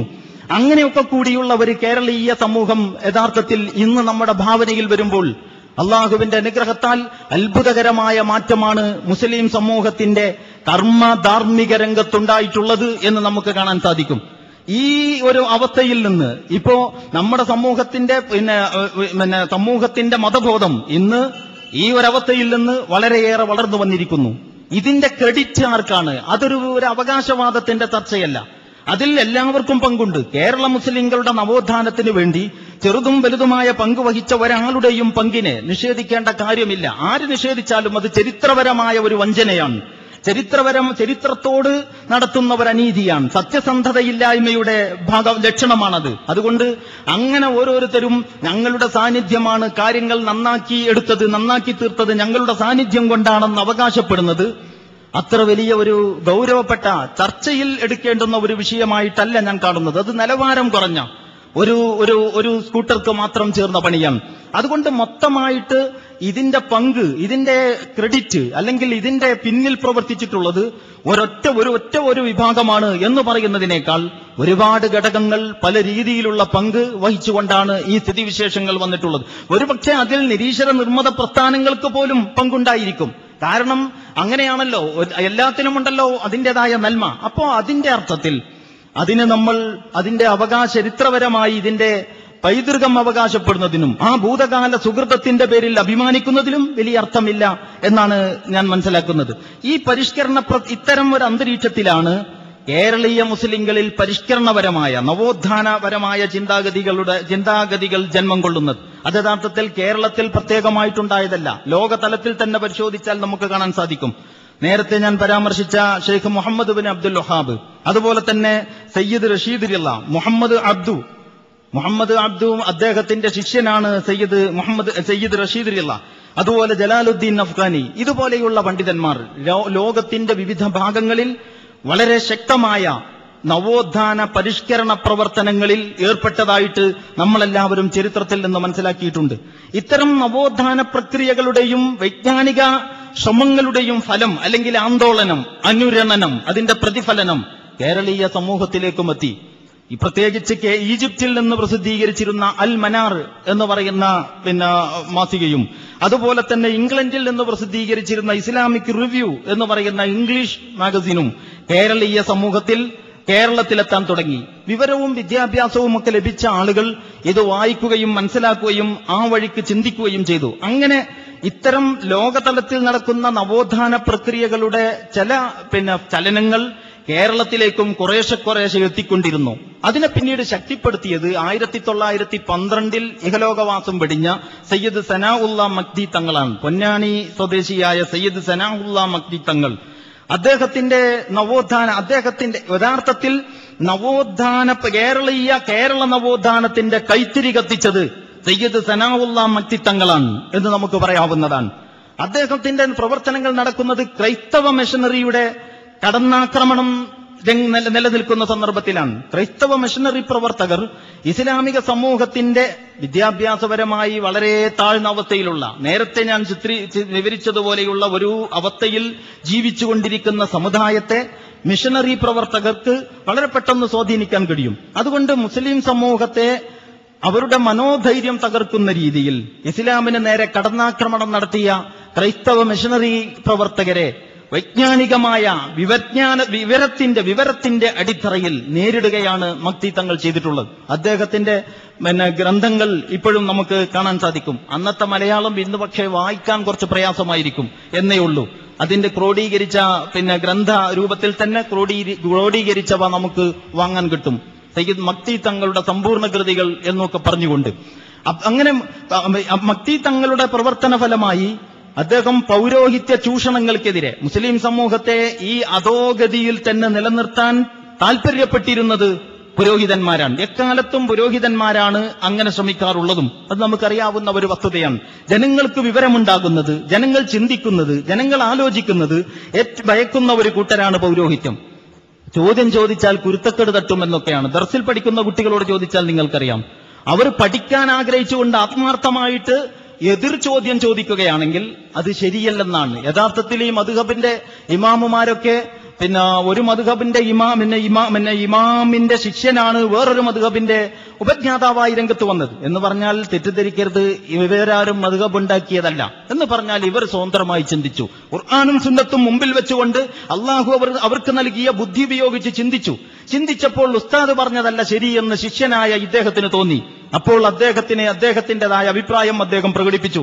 അതുകൊണ്ട് അദ്ദേഹത്തിന്റെ ഗുരുവിന്റെ കുരുത്തക്കേട് കിട്ടുകയോ ഇദ്ദേഹം ഒരു തെറിച്ച കുട്ടിയായി രേഖപ്പെടുത്തുകയോ ചെയ്തില്ല എന്നാണ് ചരിത്രത്തിൽ നമുക്ക് കാണാൻ കഴിയുന്നത്. ഇത് പക്ഷേ യാഥാർത്ഥ്യമാണെങ്കിലും ഈ ചിന്താ സ്വാതന്ത്ര്യം, ഈ അഭിപ്രായ സ്വാതന്ത്ര്യം, ഈ ആലോചനയുടെ ഈ ഒരു സംസ്കാരം, വിചിന്തനത്തിന്റെ ഈ ഒരു രീതിശാസ്ത്രം പൗരോഹിത്യം ഒരിക്കലും തന്നെ ഇഷ്ടപ്പെടുകയില്ല. അടച്ചുമൂടി ആളുകളെ അങ്ങനെ എന്നും വിഡ്ഢികളാക്കി നിലനിർത്തുന്നതിലാണ് അവർക്ക് താല്പര്യം. അതുകൊണ്ട് തന്നെ മക്തി തങ്ങൾ ഏറ്റവും കൂടുതൽ ആക്രമണം നടത്തിയത് അദ്ദേഹത്തിന്റെ ഗ്രന്ഥങ്ങൾ പരിശോധിച്ചാൽ കാണാം പൗരോഹിത്യത്തിനെതിരെയാണ്. ഒരു മക്തി തങ്ങൾ മാത്രമല്ല, അബ്ദുൽ ഖാദിർ അൽ ജീലാനിയുടെ പല ഗ്രന്ഥങ്ങളും നിങ്ങൾ പരിശോധിച്ച് നോക്കിയാൽ പുരോഹിതന്മാർക്കെതിരെയാണ് അദ്ദേഹം ഏറ്റവും കൂടുതൽ കടന്നാക്രമണം നടത്തിയത് എന്ന് കാണാവുന്നതാണ്. അങ്ങനെ മക്തിത്തങ്ങൾ പൗരോഹിത്യ ചൂഷണങ്ങൾക്കെതിരെ സമുദായത്തെ ബോധവൽക്കരിക്കുക മാത്രമല്ല, വിദ്യാഭ്യാസപരമായ രംഗത്ത് മുസ്ലിം സമൂഹത്തെ ഉയർത്തിക്കൊണ്ടുവരുവാനുള്ള പ്രവർത്തനങ്ങളിൽ ഏർപ്പെട്ടു. അതുപോലെ തന്നെ 1922 അന്തരിച്ച ആലപ്പുഴ ജില്ലയിലെ അരൂക്കുറ്റി പ്രദേശത്തുകാരനായ മാഹിൻ ഹമദാനി അവർകളും ഈ മഗ്ദി തങ്ങളെ പോലെ തന്നെ മുസ്ലിം സമൂഹത്തിന്റെ നവോത്ഥാന പരിഷ്കരണ സംരംഭങ്ങൾക്ക് വേണ്ടി പരിശ്രമിച്ചിട്ടുള്ള വ്യക്തികളിൽപ്പെട്ടതാണ്. അപ്രകാരം തന്നെ നമുക്ക് എടുത്തു പറയേണ്ടുന്ന വ്യക്തികളാണ് വക്കം അബ്ദുൽ ഖാദിർ മൗലവി, മൗലാന ചാലിലകത്ത് കുഞ്ഞഹമ്മദ് ഹാജി തുടങ്ങിയവരും. ഇവരൊക്കെയും കൂടി നേരത്തെ മഗ്ദി തങ്ങൾ കത്തിച്ച ആ നവോത്ഥാനത്തിന്റെ കൈത്തിരി കൂടുതൽ വ്യാപിപ്പിക്കുവാനും ശക്തിപ്പെടുത്തുവാനും ശ്രമിച്ച മഹാന്മാരാണ്. ഇങ്ങനെ ഒരു ഉണർവ്, ചിന്താപരവും വൈജ്ഞാനികവുമായി മുസ്ലിം കേരളത്തിനുണ്ടായ ഉണർവ് 1920കളിൽ എത്തിയപ്പോഴേക്ക് കുറെ കൂടി ശക്തി പ്രാപിക്കുകയുണ്ടായി. ശക്തി പ്രാപിക്കാൻ കാരണമായത് KM മൗലവി, EK മൗലവി എന്നിവരുടെ നേതൃത്വത്തിൽ കേരള ജംഇയ്യത്തുൽ ഉലമ രൂപീകരിക്കപ്പെടുകയുണ്ടായി. അങ്ങനെ KM മൗലവിയുടെയും EK മൗലവിയുടെയും നേതൃത്വത്തിൽ കേരള ജംഇയ്യത്തുൽ ഉലമ രൂപീകരിക്കുന്നതിലേക്ക് എത്തിച്ചേർന്നത് ഈ പറയപ്പെട്ട നവോത്ഥാന പ്രക്രിയ, പലരുടെയും ഭാഗത്തു നിന്നുണ്ടായ പരിഷ്കരണ നവോത്ഥാന പ്രക്രിയകളാണ്. അതിൽ കൂടുതൽ വിസ്തരിച്ച് കുറച്ചുകൂടി സൂക്ഷ്മമായി നമ്മൾ മനസ്സിലാക്കേണ്ടുന്ന ഒരു വ്യക്തിത്വമാണ് വക്കം അബ്ദുൽ ഖാദിർ മൗലവിയുടേത്. 1922 അദ്ദേഹം ഇഹലോകവാസം വെടിയുന്നത്. അദ്ദേഹത്തിന്റെ പൂർണ്ണനാമം വക്കം അബ്ദുൽ ഖാദിർ മൗലവി, തിരുവനന്തപുരം ജില്ലയിലെ വക്കം എന്ന് പറയുന്ന പ്രദേശത്തുകാരനാണ് അദ്ദേഹം അൽ മനാർ, ഈജിപ്തിലെ അൽ മനാർ എന്ന അറബി മാസികയുടെ സ്ഥിരം വായനക്കാരായിരുന്നു. ലോകതലത്തിൽ നടക്കുന്ന നവോത്ഥാന പ്രക്രിയകളെ കേരളീയ സമൂഹത്തിന് പരിചയപ്പെടുത്തുവാൻ അദ്ദേഹം ബോധപൂർവം പരിശ്രമിച്ചു. അങ്ങനെ പത്രപ്രവർത്തനത്തിൽ ഏർപ്പെട്ടു. മുസ്ലിം, അൽ ഇസ്ലാം, ദീപിക എന്നീ പേരുകളിൽ മാസികകൾ അദ്ദേഹം പ്രസിദ്ധീകരിച്ചു. സ്വദേശാഭിമാനി എന്ന പേരിൽ ദിനപത്രവും അദ്ദേഹം പ്രസിദ്ധീകരിക്കുകയുണ്ടായി. ഇപ്പോഴാണെങ്കിൽ ഇതൊന്നും ഒരു അത്ഭുതമല്ല. ആ കാലഘട്ടത്തിൽ ഇതൊക്കെ വലിയ സംഭവങ്ങളാണ്. അന്ന് ചെറിയ പ്രസിദ്ധീകരണങ്ങളാണ്. ആകെ 2-3 മാസം കൂടുമ്പോഴാണ് പ്രസിദ്ധീകരിക്കപ്പെടുന്നത്. പക്ഷേ അല്ലെങ്കിൽ 1-1.5 പേജേ ഈ ദിനപത്രത്തിനുള്ളൂ. പക്ഷേ അതിന്റെയൊക്കെ സാമ്പിളുകൾ, പതിപ്പുകൾ നമുക്കിപ്പോൾ വാങ്ങാൻ കിട്ടും. അന്ന് അവർ കൈകാര്യം ചെയ്തിരുന്ന വിഷയങ്ങൾ എന്തൊക്കെയാണ് എന്ന് ചിന്തിച്ചാൽ, അന്ന് അവരുടെ പത്രങ്ങളുടെ കോളങ്ങൾ കീഴടക്കിയ വിഷയങ്ങൾ എന്ത് എന്ന് ആലോചിച്ചാൽ എത്രമാത്രം ദീർഘദൃഷ്ടിയോടുകൂടിയാണ് അവർ കാര്യങ്ങൾ കൈകാര്യം ചെയ്തിരുന്നത് എന്ന് നമുക്ക് കാണുമ്പോൾ ഒരുപക്ഷെ നമുക്ക് അത്ഭുതം തോന്നും. അത്രയും ഗൗരവത്തോടെ അഴീക്കോട് കേന്ദ്രമായി, തിരുവനന്തപുരത്തെ അഴീക്കോട് കേന്ദ്രമായിക്കൊണ്ട് ലജനത്തുൽ ഹമദാനിയ എന്ന പേരിലും, അതുപോലെ തന്നെ ചിറയൻകീഴ് താലൂക്ക് മുസ്ലിം സമാജ രൂപീകരണം, തിരുവിതാംകൂർ മുസ്ലിം മഹാസഭയുടെ രൂപീകരണം, ഇങ്ങനെ പല വേദികളും മുസ്ലിം സമൂഹത്തിന്റെ ഉന്നമനം ലക്ഷ്യം വെച്ചുകൊണ്ട് പല വേദികളും അദ്ദേഹം രൂപീകരിക്കുകയുണ്ടായി. 1922 മുസ്ലിം ഐക്യ സംഘം രൂപപ്പെട്ടപ്പോൾ ആ മുസ്ലിം ഐക്യ സംഘവുമായി ഇദ്ദേഹം സജീവമായിട്ട് സഹകരിക്കുകയും ചെയ്തു. അങ്ങനെ ഈ കേരളത്തിൽ നടന്നുകൊണ്ടിരിക്കുന്ന നവോത്ഥാന പരിഷ്കരണ പ്രവർത്തനങ്ങളുടെ ഈ ചലനങ്ങളെപ്പറ്റി വക്കം മൗലവി അൽമനാർ, ഈജിപ്തിൽ നിന്ന് പ്രസിദ്ധീകരിക്കുന്ന അൽമനാർ മാസികയിൽ ലേഖനം പ്രസിദ്ധീകരിച്ചു. അതുപോലെ തന്നെ സയ്യിദ് സുലൈമാൻ നദ്വിയുടെ അഹ്ലുസുന്നത്തി വൽ ജമാഅ എന്ന് പറയുന്ന പുസ്തകം അദ്ദേഹം മലയാളത്തിലേക്ക് പരിഭാഷപ്പെടുത്തി.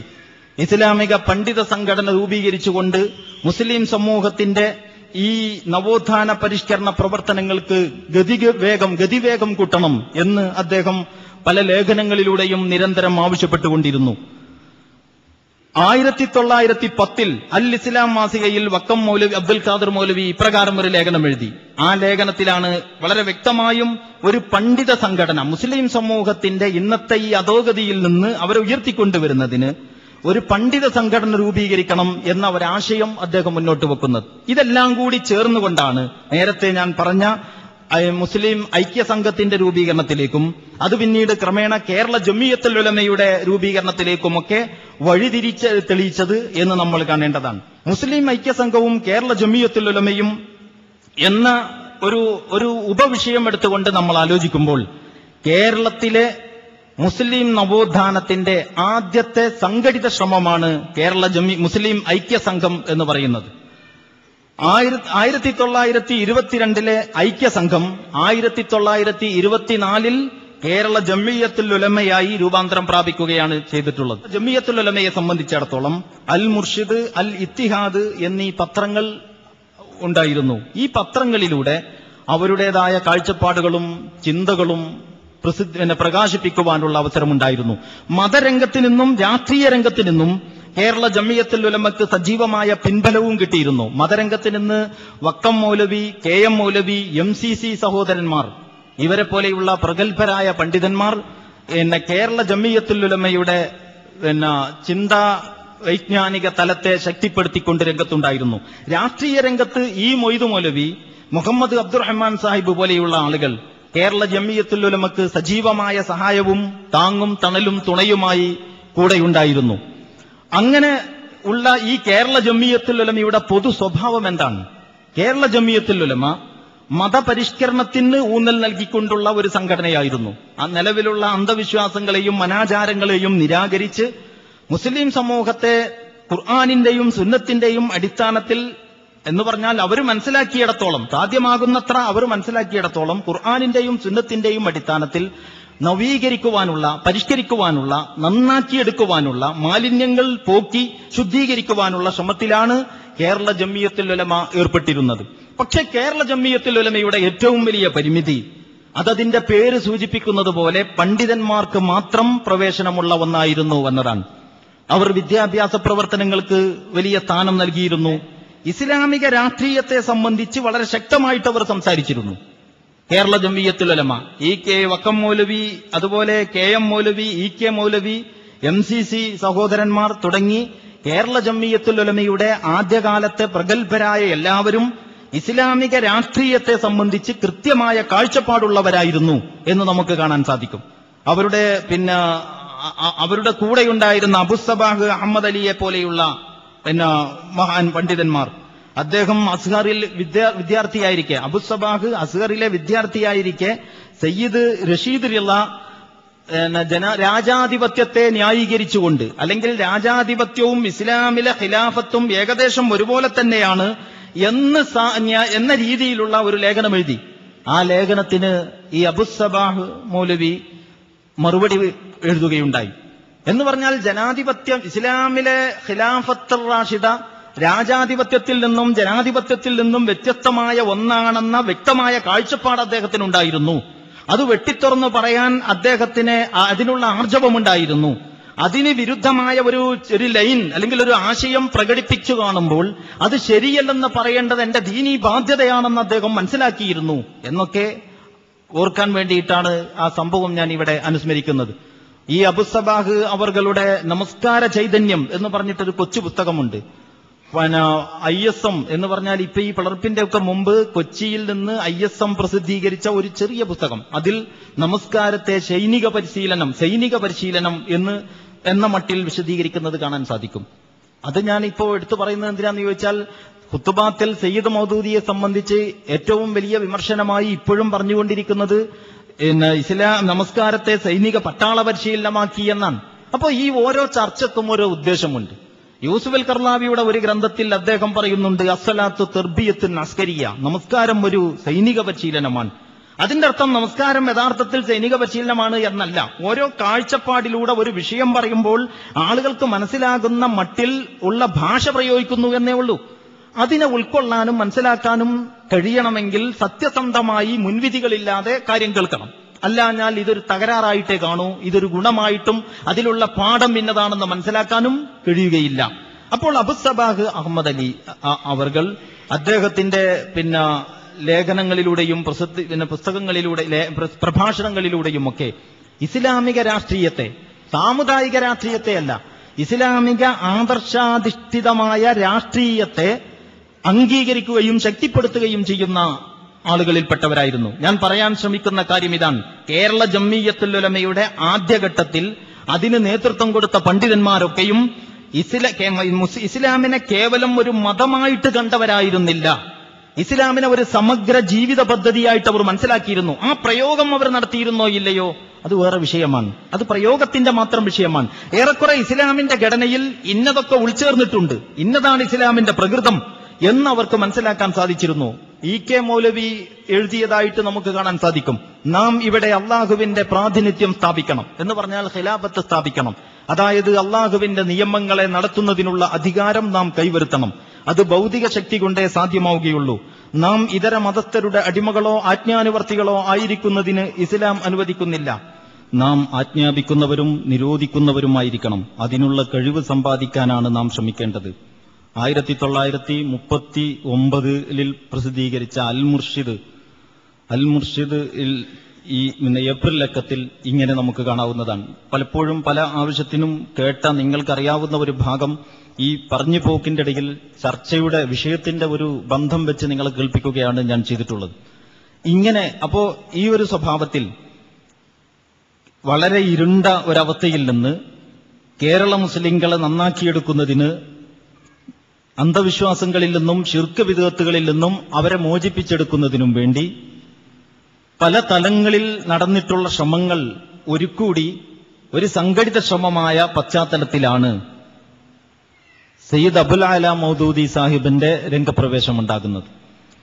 മൗദൂദി സാഹിബിന്റെ ചിന്താഗതികൾ കേരളീയ സമൂഹത്തിന് പരിചയപ്പെടുത്തിയത് ജമാഅത്തെ ഇസ്ലാമിയോ അന്നത്തെ ജമാഅത്തിന്റെ ആദ്യകാല നേതാക്കളിൽപ്പെട്ട ആളുകളോ ആയിരുന്നില്ല എന്നതാണ് വാസ്തവം. മൗദൂദി സാഹിബിന്റെ രാഷ്ട്രീയ ചിന്തകൾ, രാഷ്ട്രീയമായി അദ്ദേഹം എഴുതുകയും പ്രസംഗിക്കുകയും ചെയ്തിട്ടുള്ള വിഷയങ്ങൾ കേരളീയർക്ക് പരിചയപ്പെടുത്തിയത് ഇസ്ലാഹി സംഘടനയുടെ ആദ്യകാല നേതാക്കളിൽ പ്രഗത്ഭനായ മർഹൂം KM മൗലവി അവർകളാണ്. തർജുമാനുൽ ഖുർആനിൽ മൗദൂദി സാഹിബി എഴുതിയ മുസൽമാനവും അവർ മൗജൂദ സിയാസി കശ്മകഷ് എന്ന് പറയുന്ന ലേഖനം KM മൗലവി അൽ മുർഷിദിൽ പരിഭാഷപ്പെടുത്തി പ്രസിദ്ധീകരിച്ചിരുന്നു. അങ്ങനെ ഈ അൽ മുർഷിദിൽ നിന്നാണ് കേരളീയർ ആദ്യമായിട്ട് സയ്യിദ് മൗദൂദിയെയും ഇതൊക്കെ വായിക്കുകയും ചിന്തിക്കുകയും ചെയ്യുന്ന വിഭാഗം സയ്യിദ് മൗദൂദിയെയും അദ്ദേഹത്തിന്റെ ചിന്തകളെയും ഒക്കെ മനസ്സിലാക്കുന്നത്. അൽ ഇസ്ലാം വൽ ഖൗമിയ്യത്തുൽ മുത്തഹിദ, അൽ ഇസ്ലാം വൽ ഖൗമിയ്യത്തുൽ മുത്തഹിദ എന്ന ശീർഷകത്തിൽ അതിന്റെ തന്നെ ഒരു അറബി പരിഭാഷയും അതോടൊപ്പം ചേർത്തിരുന്നു. ഉറുദുവിലുള്ള ഈ ലേഖനം അറബി മലയാളത്തിലേക്ക് പരിഭാഷപ്പെടുത്തിയതോടൊപ്പം തന്നെ അതിന്റെ ഒരു അറബിയിലുള്ള സംഗ്രഹവും അതിന്റെ കൂടെ ചേർത്തിരുന്നു.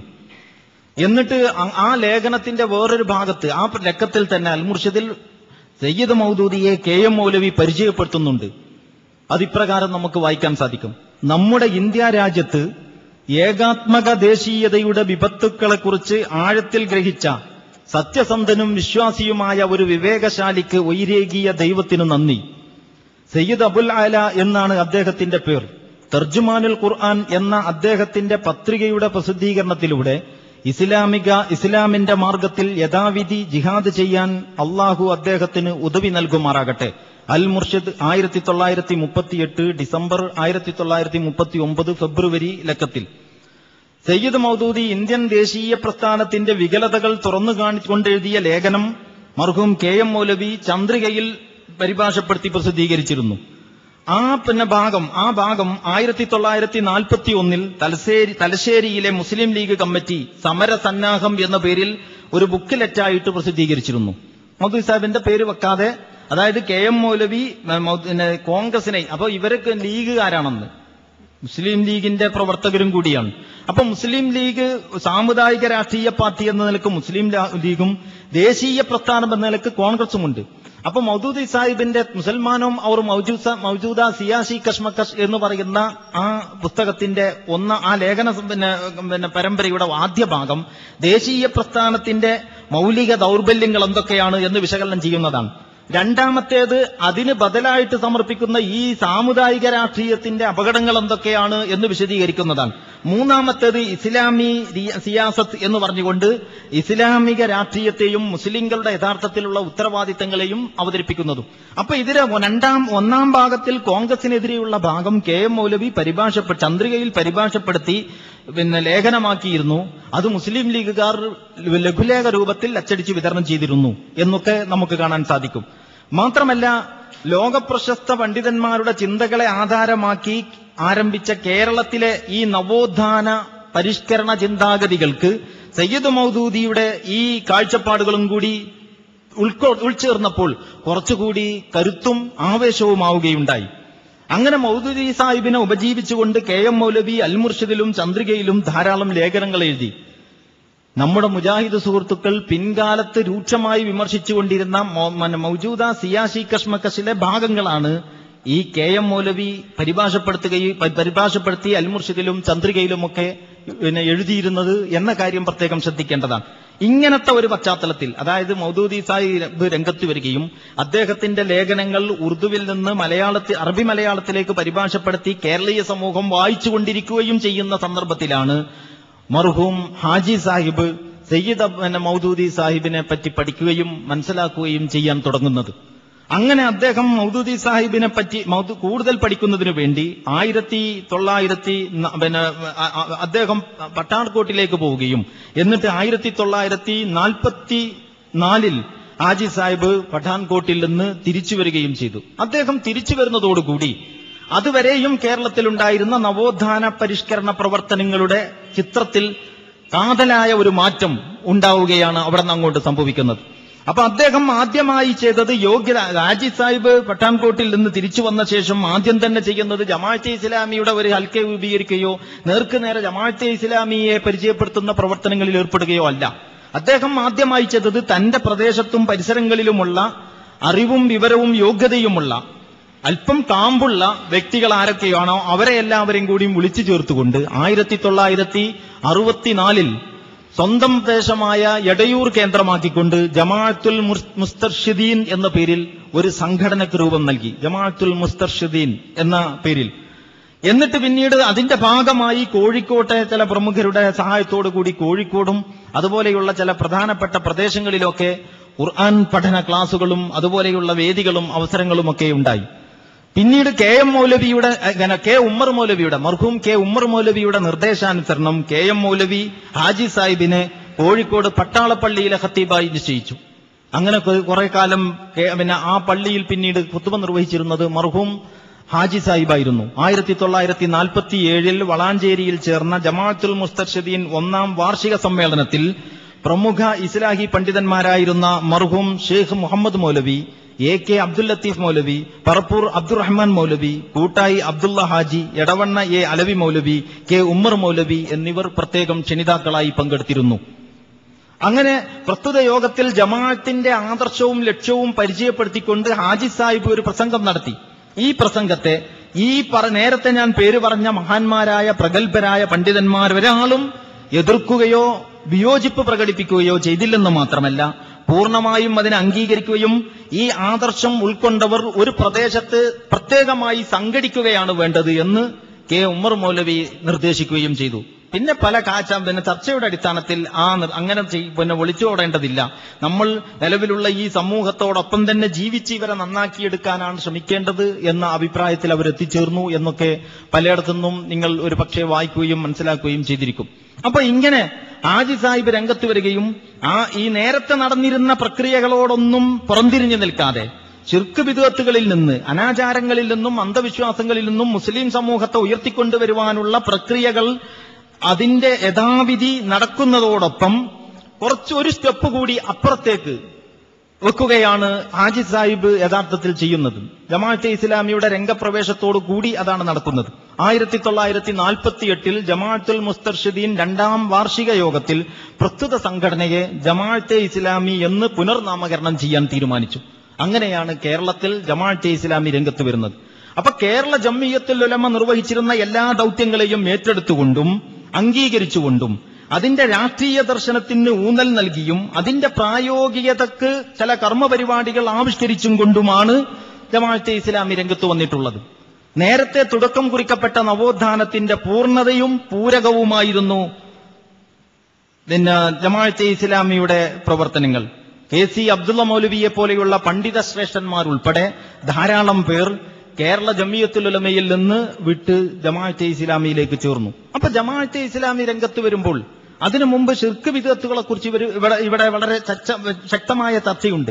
പക്ഷേ ശിർക്കിനെ കുറിച്ചും ബിദ്അത്തിനെ കുറിച്ചും പറയുമ്പോൾ അത് മതപരമായ കാഴ്ചപ്പാടുകൾ വെച്ചുകൊണ്ട് അന്നവർ മനസ്സിലാക്കിയിടത്തോളം വെച്ച് തികച്ചും ഒരു മതപരമായ ഒരു മേഖലയിലുള്ള ശിർക്ക് ബിദ്അത്തുകളെ കുറിച്ച് ചിന്തിച്ചിരുന്നുള്ളൂ. സയ്യിദ് മൗദൂദി സാഹിബ് ശക്തമായി സമർത്ഥിക്കുന്നത് ശിർക്കും ബിദ്അത്തും ആരാധനാനുഷ്ഠാനങ്ങളിലും മതരംഗത്തും മാത്രമല്ല, അത് ജീവിതത്തിന്റെ ഏത് രംഗത്തും വരാം, അത് രാഷ്ട്രീയത്തിലും വരാം. അങ്ങനെ രാഷ്ട്രീയ രംഗത്ത് വന്ന വ്യതിചലനങ്ങൾക്കെതിരിൽ ജിഹാദ് നടത്തിയ ജീവൻ നൽകിയ വ്യക്തിയാണ് കർബലയിലെ ഹുസൈൻ റളിയല്ലാഹു അൻഹു. ഹുസൈൻ റളിയല്ലാഹു അൻഹു ചെയ്തിട്ടുള്ള ജിഹാദ് അതാണ്.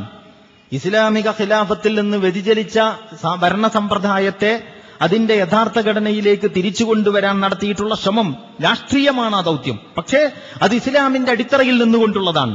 അപ്പോ ശിർക്ക് ബിദ്അത്തുകൾ ഏതു മേഖലയിൽ കണ്ടാലും ഏതു മേഖലയിലായാലും അത് എതിർക്കപ്പെടേണ്ടതാണ്. തൗഹീദ് എന്ന് പറയുന്നത് പ്രാർത്ഥന അള്ളാഹുവിനോട് മാത്രം എന്നത് പ്രയോഗതലത്തിൽ വരുന്നതോടുകൂടി അല്ലെങ്കിൽ അത് ആളുകൾ അംഗീകരിക്കുന്നതോടുകൂടി പൂർണ്ണമാകുന്ന ഒന്നല്ല. അത് തീർച്ചയായും തൗഹീദിന്റെ സുപ്രധാനമായ ഒരു ഭാഗം തന്നെയാണ്, അതിൽ സംശയമില്ല.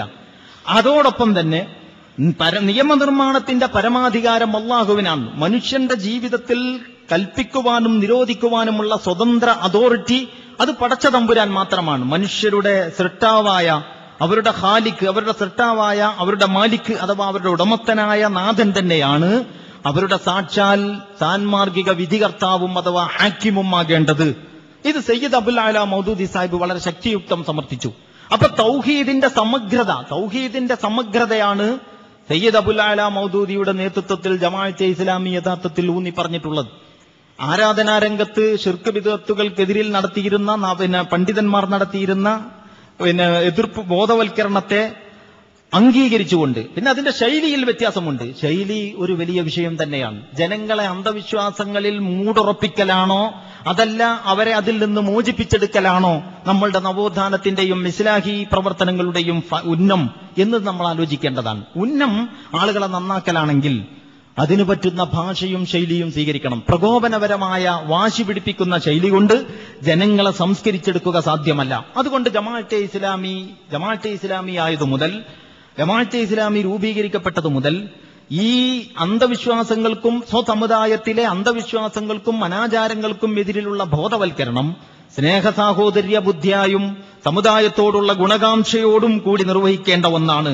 സമുദായത്തെ ശത്രുവായി കണ്ടുകൊണ്ട് ഗണിച്ചുകൊണ്ട് സംസാരം തുടങ്ങുകയും കൂടുതൽ ശത്രുതയിലേക്ക് തള്ളിവിടുകയും ചെയ്യുന്ന രീതിയല്ല ഇതിന് സ്വീകരിക്കേണ്ടത് എന്ന കാര്യം ജമാഅത്തെ ഇസ്ലാമി ഊന്നി പറഞ്ഞിട്ടുണ്ട്. പക്ഷേ അത് ശൈലിയുടെ വിഷയത്തിലാണ്. അടിസ്ഥാനപരമായി എന്തൊക്കെ വിഷയങ്ങളാണ് ആരാധനാ രംഗത്തുണ്ടായ വ്യതിചലനങ്ങൾ എന്തൊക്കെയാണ്, ശിർക്ക് ബിദ്അത്തുകൾ എന്തൊക്കെയാണ്. ഈ ശിർക്കായത് ശിർക്കായി അംഗീകരിച്ചുകൊണ്ടും ബിദ്അത്തായതിനെ ബിദ്അത്തായി അംഗീകരിച്ചുകൊണ്ടും തന്നെ അതിനപ്പുറവും ശിർക്കുണ്ട്, അതിനപ്പുറവും ബിദ്അത്തുണ്ട്. നിങ്ങൾ ഈ പറയുന്നതൊക്കെ ശരിയാണെന്നതോടൊപ്പം തന്നെ ഇനിയും കുറെ ശരികളും കൂടിയുണ്ട് എന്നാണ് സയ്യിദ് അബുൽ അല മൗദൂദി സാഹിബ് യഥാർത്ഥത്തിൽ പറഞ്ഞിട്ടുള്ളത്. ഹാജി സാഹിബ് ആ വിവരമാണ് കേരളീയ സമൂഹത്തിന്റെ മുമ്പിൽ വന്ന് ഈ പണ്ഡിതന്മാരെ വിളിച്ചു ചേർത്തുകൊണ്ട് അവതരിപ്പിക്കുന്നത്. അപ്പോൾ സ്വാഭാവികമായും ഒറ്റയടിക്ക് ഇവർക്ക് ഇതിനെ തള്ളിപ്പറയാൻ കഴിയില്ല. അതുകൊണ്ട് അന്ന് ആ പണ്ഡിതന്മാർ ഈ ഹാജി സാഹിബിന്റെ അവതരണത്തിൽ ആവേശം കൊള്ളുകയും മുക്തകണ്ഠം അദ്ദേഹത്തെ പ്രശംസിക്കുകയും അംഗീകരിക്കുകയുമാണ് ചെയ്തിട്ടുള്ളത്. പിന്നെ ജമാഅത്തെ ഇസ്ലാമി ഒരു പ്രസ്ഥാനമായി രൂപീകരിച്ചതിന് ശേഷമുള്ള അവസ്ഥകൾ എന്തൊക്കെയാണ് എന്നും ജമാഅത്തെ ഇസ്ലാമി ഒരു നവോത്ഥാന പ്രസ്ഥാനം എന്ന നിലക്കുള്ള അതിന്റെ സവിശേഷതകൾ എന്തൊക്കെയാണ് എന്നതിനെക്കുറിച്ചുമുള്ള ചില വിഷയങ്ങളിലേക്കാണ് ഇനി നമ്മൾ വരാൻ പോകുന്നത്.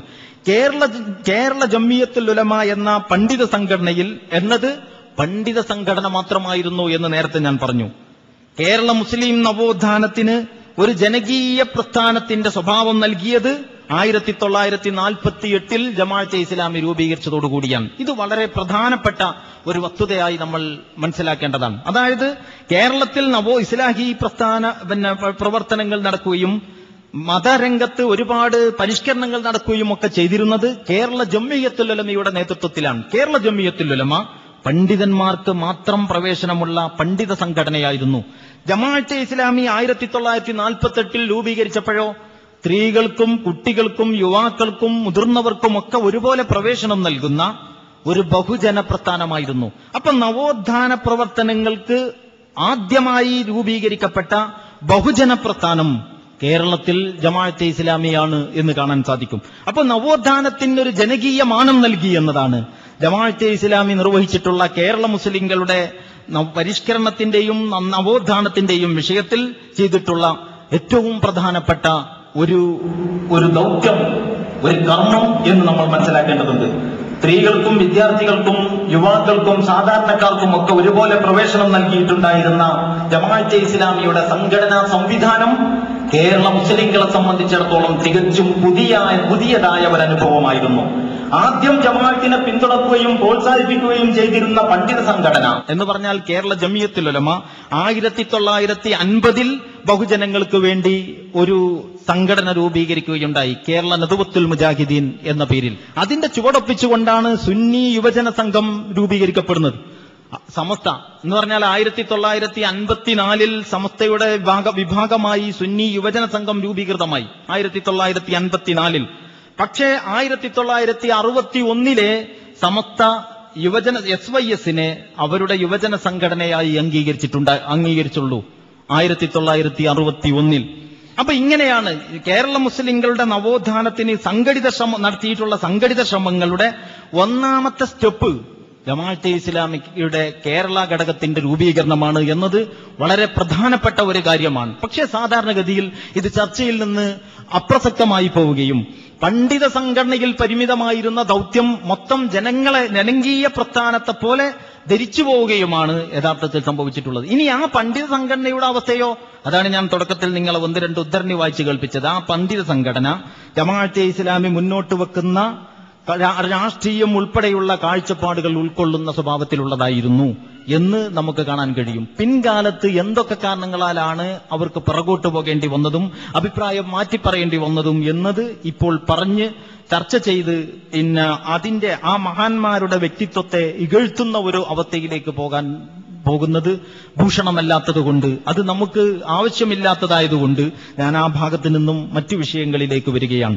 അപ്പോൾ ജമാഅത്തെ ഇസ്ലാമിയുടെ സാധിച്ച വിപ്ലവത്തെ, കേരള മുസ്ലിങ്ങളുടെ നവോത്ഥാനത്തിന്റെ വിഷയത്തിൽ ജമാഅത്തെ ഇസ്ലാമി ചെയ്ത ഈ ഇത്രയും സംഗതികളെ മുമ്പിൽ വെച്ചുകൊണ്ട് ഇനി അതിന്റെ ചില പ്രധാനപ്പെട്ട സവിശേഷതകളാണ് ഞാൻ നിങ്ങളുമായിട്ട് പങ്കുവെക്കുന്നത്. അതിലൊന്നാമത്തത് ജമാഅത്തെ ഇസ്ലാമി ഊന്നിയിട്ടുള്ളത് ആദർശ വിപ്ലവത്തിലാണ് എന്നതാണ്.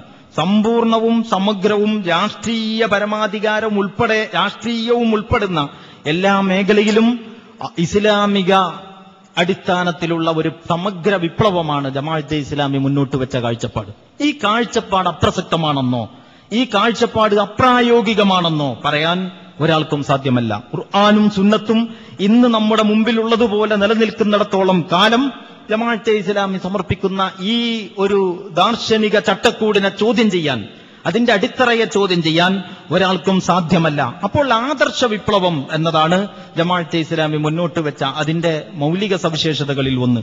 രണ്ടാമത്തെ കാര്യം ഇസ്ലാമിക പ്രബോധനം എന്നതാണ്. നേരത്തെ ഞാൻ മുസ്ലിം സമുദായത്തിന്റെ ഒരവസ്ഥ പറഞ്ഞു, 60-70 കൊല്ലങ്ങൾക്ക് മുമ്പുണ്ടായിരുന്ന.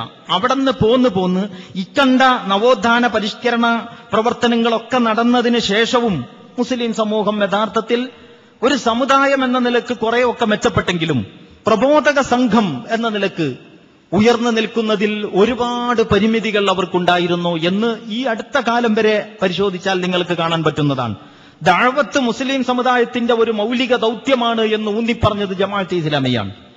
ഇസ്ലാമിക പ്രബോധന. ഈ അറബി മലയാളം ഉണ്ടല്ലോ, മഞ്ഞക്കുളം ഹുസൈൻ മാല, നഫീസത്ത് മാല, റിഫാഴി മാല, പിന്നെ മുഹിയുദ്ദീൻ മാല പോലെയുള്ള മാലകളൊക്കെ അച്ചടിച്ചിട്ടുള്ള കിതാബുകൾ നോക്കിയാൽ നിങ്ങൾക്കത് അറിയാം. അത് അറബി മലയാളമാണ്. ഈ പുതിയ തലമുറയിൽപ്പെട്ട കുട്ടികൾക്കൊന്നും ഈ അറബി മലയാളം അറിയില്ല. മലയാളം തന്നെ അവർക്കറിയില്ല, എന്നിട്ടല്ല അറബി മലയാളം.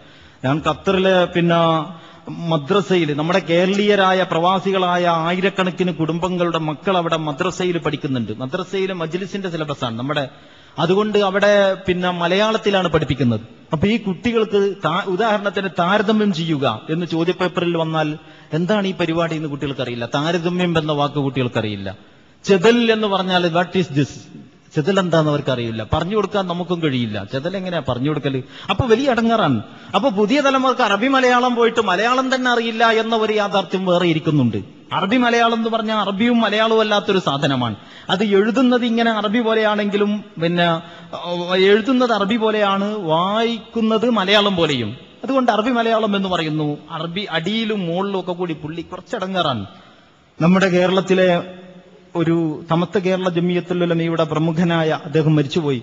ഒരു പണ്ഡിതനുമായിട്ടൊരിക്കൽ അടുത്ത് ഒന്നിച്ചിരിക്കാൻ അവസരം കിട്ടിയ ഒരു സന്ദർഭത്തിൽ പല വിഷയങ്ങളും ഇങ്ങനെ പറഞ്ഞ കൂട്ടത്തിൽ ഞാൻ അദ്ദേഹത്തോട് ചോദിച്ചു, ഈ അറബി മലയാളം എന്തിനാ കുട്ടികളെ പഠിപ്പിക്കുന്നത്? ഞാനൊക്കെ മദ്രസയിലൊക്കെ ഈ സമസ്തന്റെ മദ്രസയിൽ അറബി മലയാളം പഠിച്ചതാ കുറെ കാലം.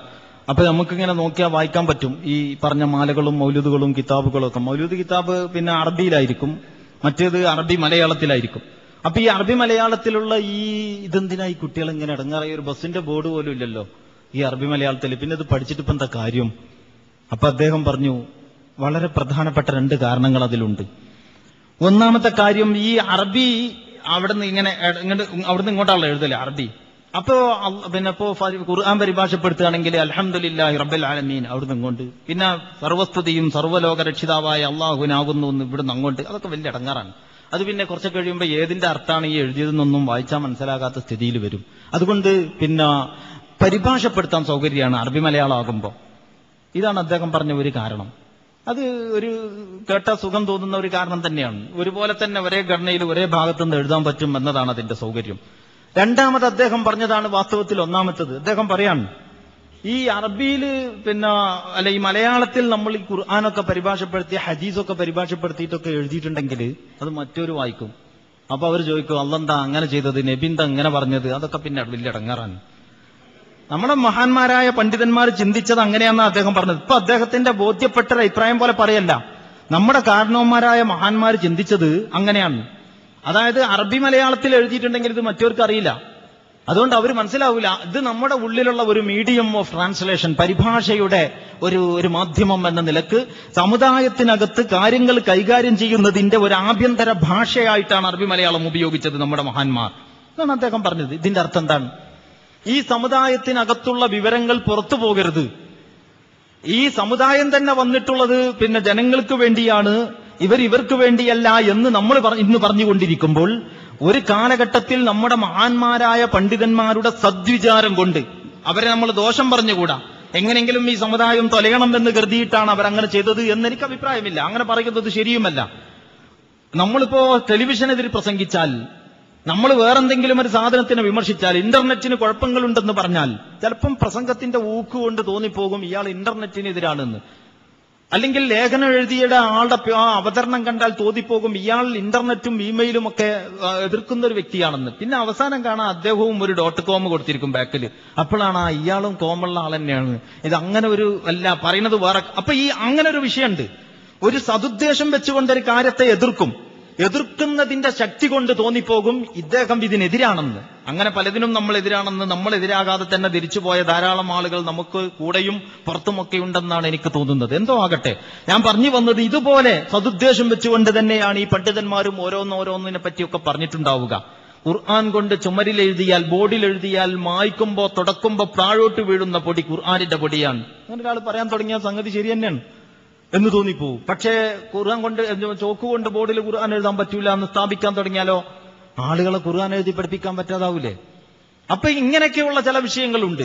ആ സ്വഭാവത്തിൽ ജഹന്നമിന്റെ അവസാനത്തിലെ മീമും മദ്രസയുടെ ആദ്യത്തിലെ മീമും ഒരേ മീമായതുകൊണ്ട് മദ്രസയിലേക്ക് പോകുന്നവർ നേരെ ജഹന്നമിലേക്കാണ് പോവുക എന്നൊക്കെ അങ്ങ് പ്രസംഗിച്ചു, മദ്രസ പ്രസ്ഥാനത്തെ പൊളിക്കാൻ വേണ്ടിയിട്ട്. അപ്പൊ ചിലതിൽ ചില രാഷ്ട്രീയമുണ്ട്, ചില താല്പര്യങ്ങളുണ്ട്, ചിലതിൽ സമുദായത്തോടുള്ള ഗുണകാംക്ഷയുണ്ട്. എല്ലാം ഒരേ മനസ്സുകൊണ്ടും ഒരേ കണ്ടുകൊണ്ടും കാണാൻ പറ്റില്ലെന്നാണ് മനസ്സിലാകുന്നത്. എന്തോ ഞാൻ പറഞ്ഞു വരുന്ന വിഷയം എന്താന്ന് ചോദിച്ചാൽ അറബി മലയാളത്തെ പറ്റിയാണ്, മീഡിയം ഓഫ് ട്രാൻസ്ലേഷൻ. അപ്പോ സമുദായത്തിനകത്ത് കാര്യങ്ങൾ പഠിപ്പിക്കാൻ വേണ്ടി ഇങ്ങനെ മലയാളത്തിൽ എഴുതിയാൽ അത് മറ്റുള്ളവരറിയാനും അവരെന്തേ അങ്ങനെ അള്ള ചെയ്തത്, ഇങ്ങനെന്താ നബി പ്രവർത്തിച്ചത് എന്നൊക്കെ ചോദിക്കാനും ഇടവരും.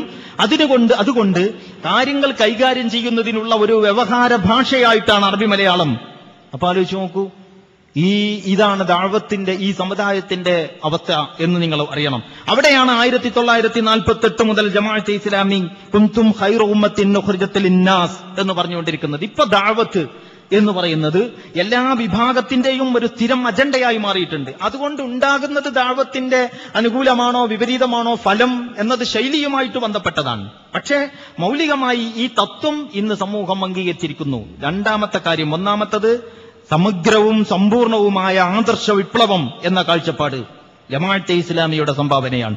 രണ്ടാമത്തത് ഇസ്ലാമിക പ്രബോധനം ഈ മുസ്ലിം ഉമ്മത്തിന്റെ ഒരു മൗലിക ദൗത്യമാണ് എന്ന ഈ വീക്ഷണം ജമാഅത്തെ ഇസ്ലാമിയുടെ നിരന്തരമായ അവതരണത്തിലൂടെ അംഗീകരിക്കപ്പെട്ടു വന്നിട്ടുള്ള കാര്യമാണ്. ഇന്നിപ്പോ എല്ലാ വിഭാഗത്തിലും ദഅവ പ്രവർത്തനങ്ങളും ദഅവ സംവിധാനങ്ങളും ഉണ്ട് എന്ന് നമുക്ക് കാണാവുന്നതാണ്. അൽഹംദുലില്ലാഹ്.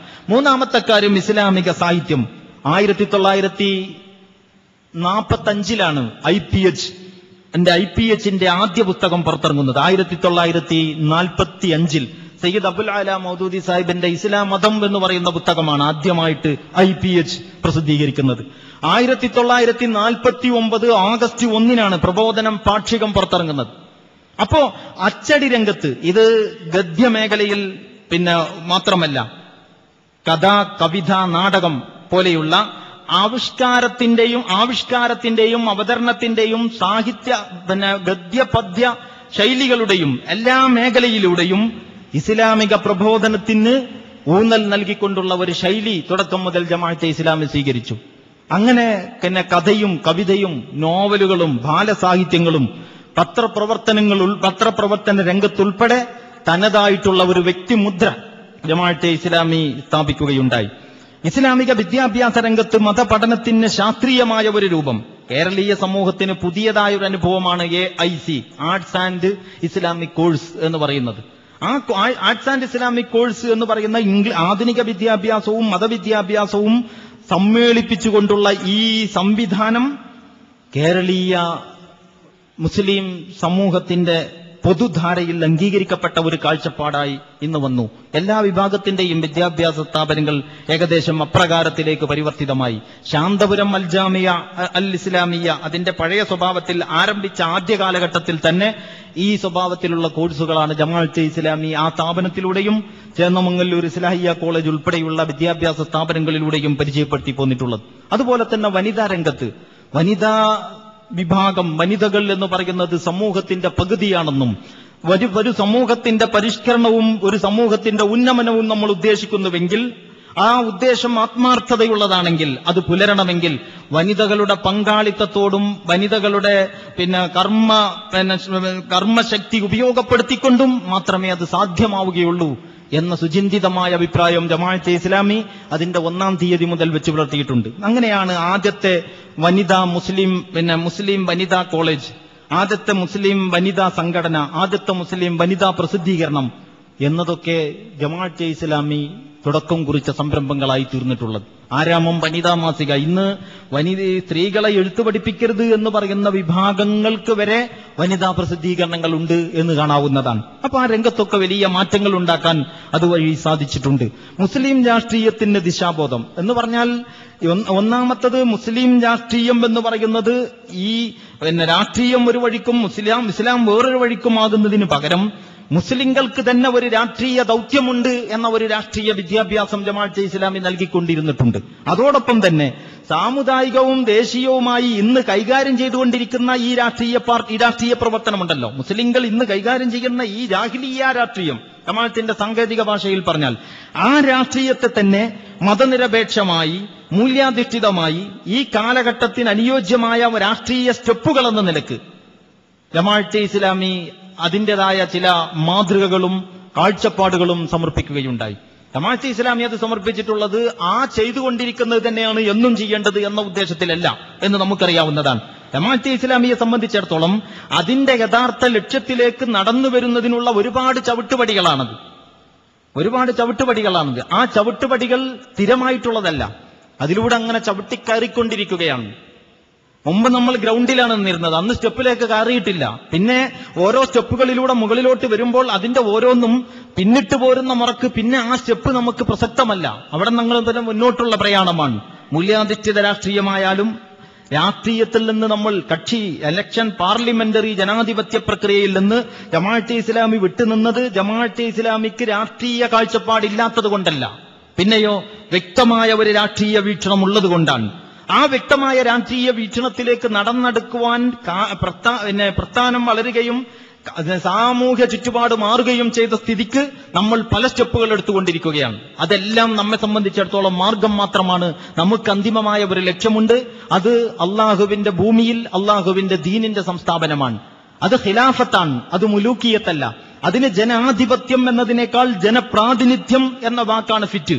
അപ്പൊ ഈ വിദ്യാഭ്യാസം, ഈ രാഷ്ട്രീയ വിദ്യാഭ്യാസം മുസ്ലിം സമുദായത്തിന് നിരന്തരം നൽകിക്കൊണ്ടിരിക്കുന്നതോടൊപ്പം തന്നെ നിലവിലുള്ള ഈ ഒരു താൽക്കാലിക അടവ് നയം എന്ന നിലക്ക് നിലവിലുള്ള രാഷ്ട്രീയത്തെ ഉപയോഗപ്പെടുത്തുന്നതിൽ ഒരു ദിശാബോധമുണ്ടാക്കാൻ പറ്റുന്ന രീതിയിൽ മൂല്യാധിഷ്ഠിത രാഷ്ട്രീയം, അതുപോലെ തന്നെ അവർഗീയ ഫാസിസ വിരുദ്ധ അവർഗീയ രാഷ്ട്രീയം എന്നിങ്ങനെയുള്ള രാഷ്ട്രീയ രംഗത്തുള്ള കാഴ്ചപ്പാടുകൾ, ദിശാബോധം നൽകുന്ന രീതിയിലുള്ള ഇടപെടലുകൾ ജമാഅത്തെ ഇസ്ലാമിയുടെ ഭാഗത്ത് നിന്നുണ്ടായിട്ടുണ്ട്. വർഗീയവൽക്കരണത്തെ ചെറുത്തു നിൽക്കുന്നതിനും ജനകീയ അവകാശങ്ങൾക്ക് വേണ്ടിയുള്ള ജനകീയ സമരങ്ങൾക്കും വേണ്ടി ജമാഅത്തെ ഇസ്ലാമി മുസ്ലിം സമുദായത്തെ ബോധവൽക്കരിക്കാൻ ശ്രമിച്ചിട്ടുണ്ട്. വർഗീയതക്കും ഫാഷിസത്തിനും എതിരിൽ ജനകീയ ജനാധിപത്യത്തെ ശക്തിപ്പെടുത്തുന്ന രീതിയിലുള്ള ഇടപെടലുകൾ.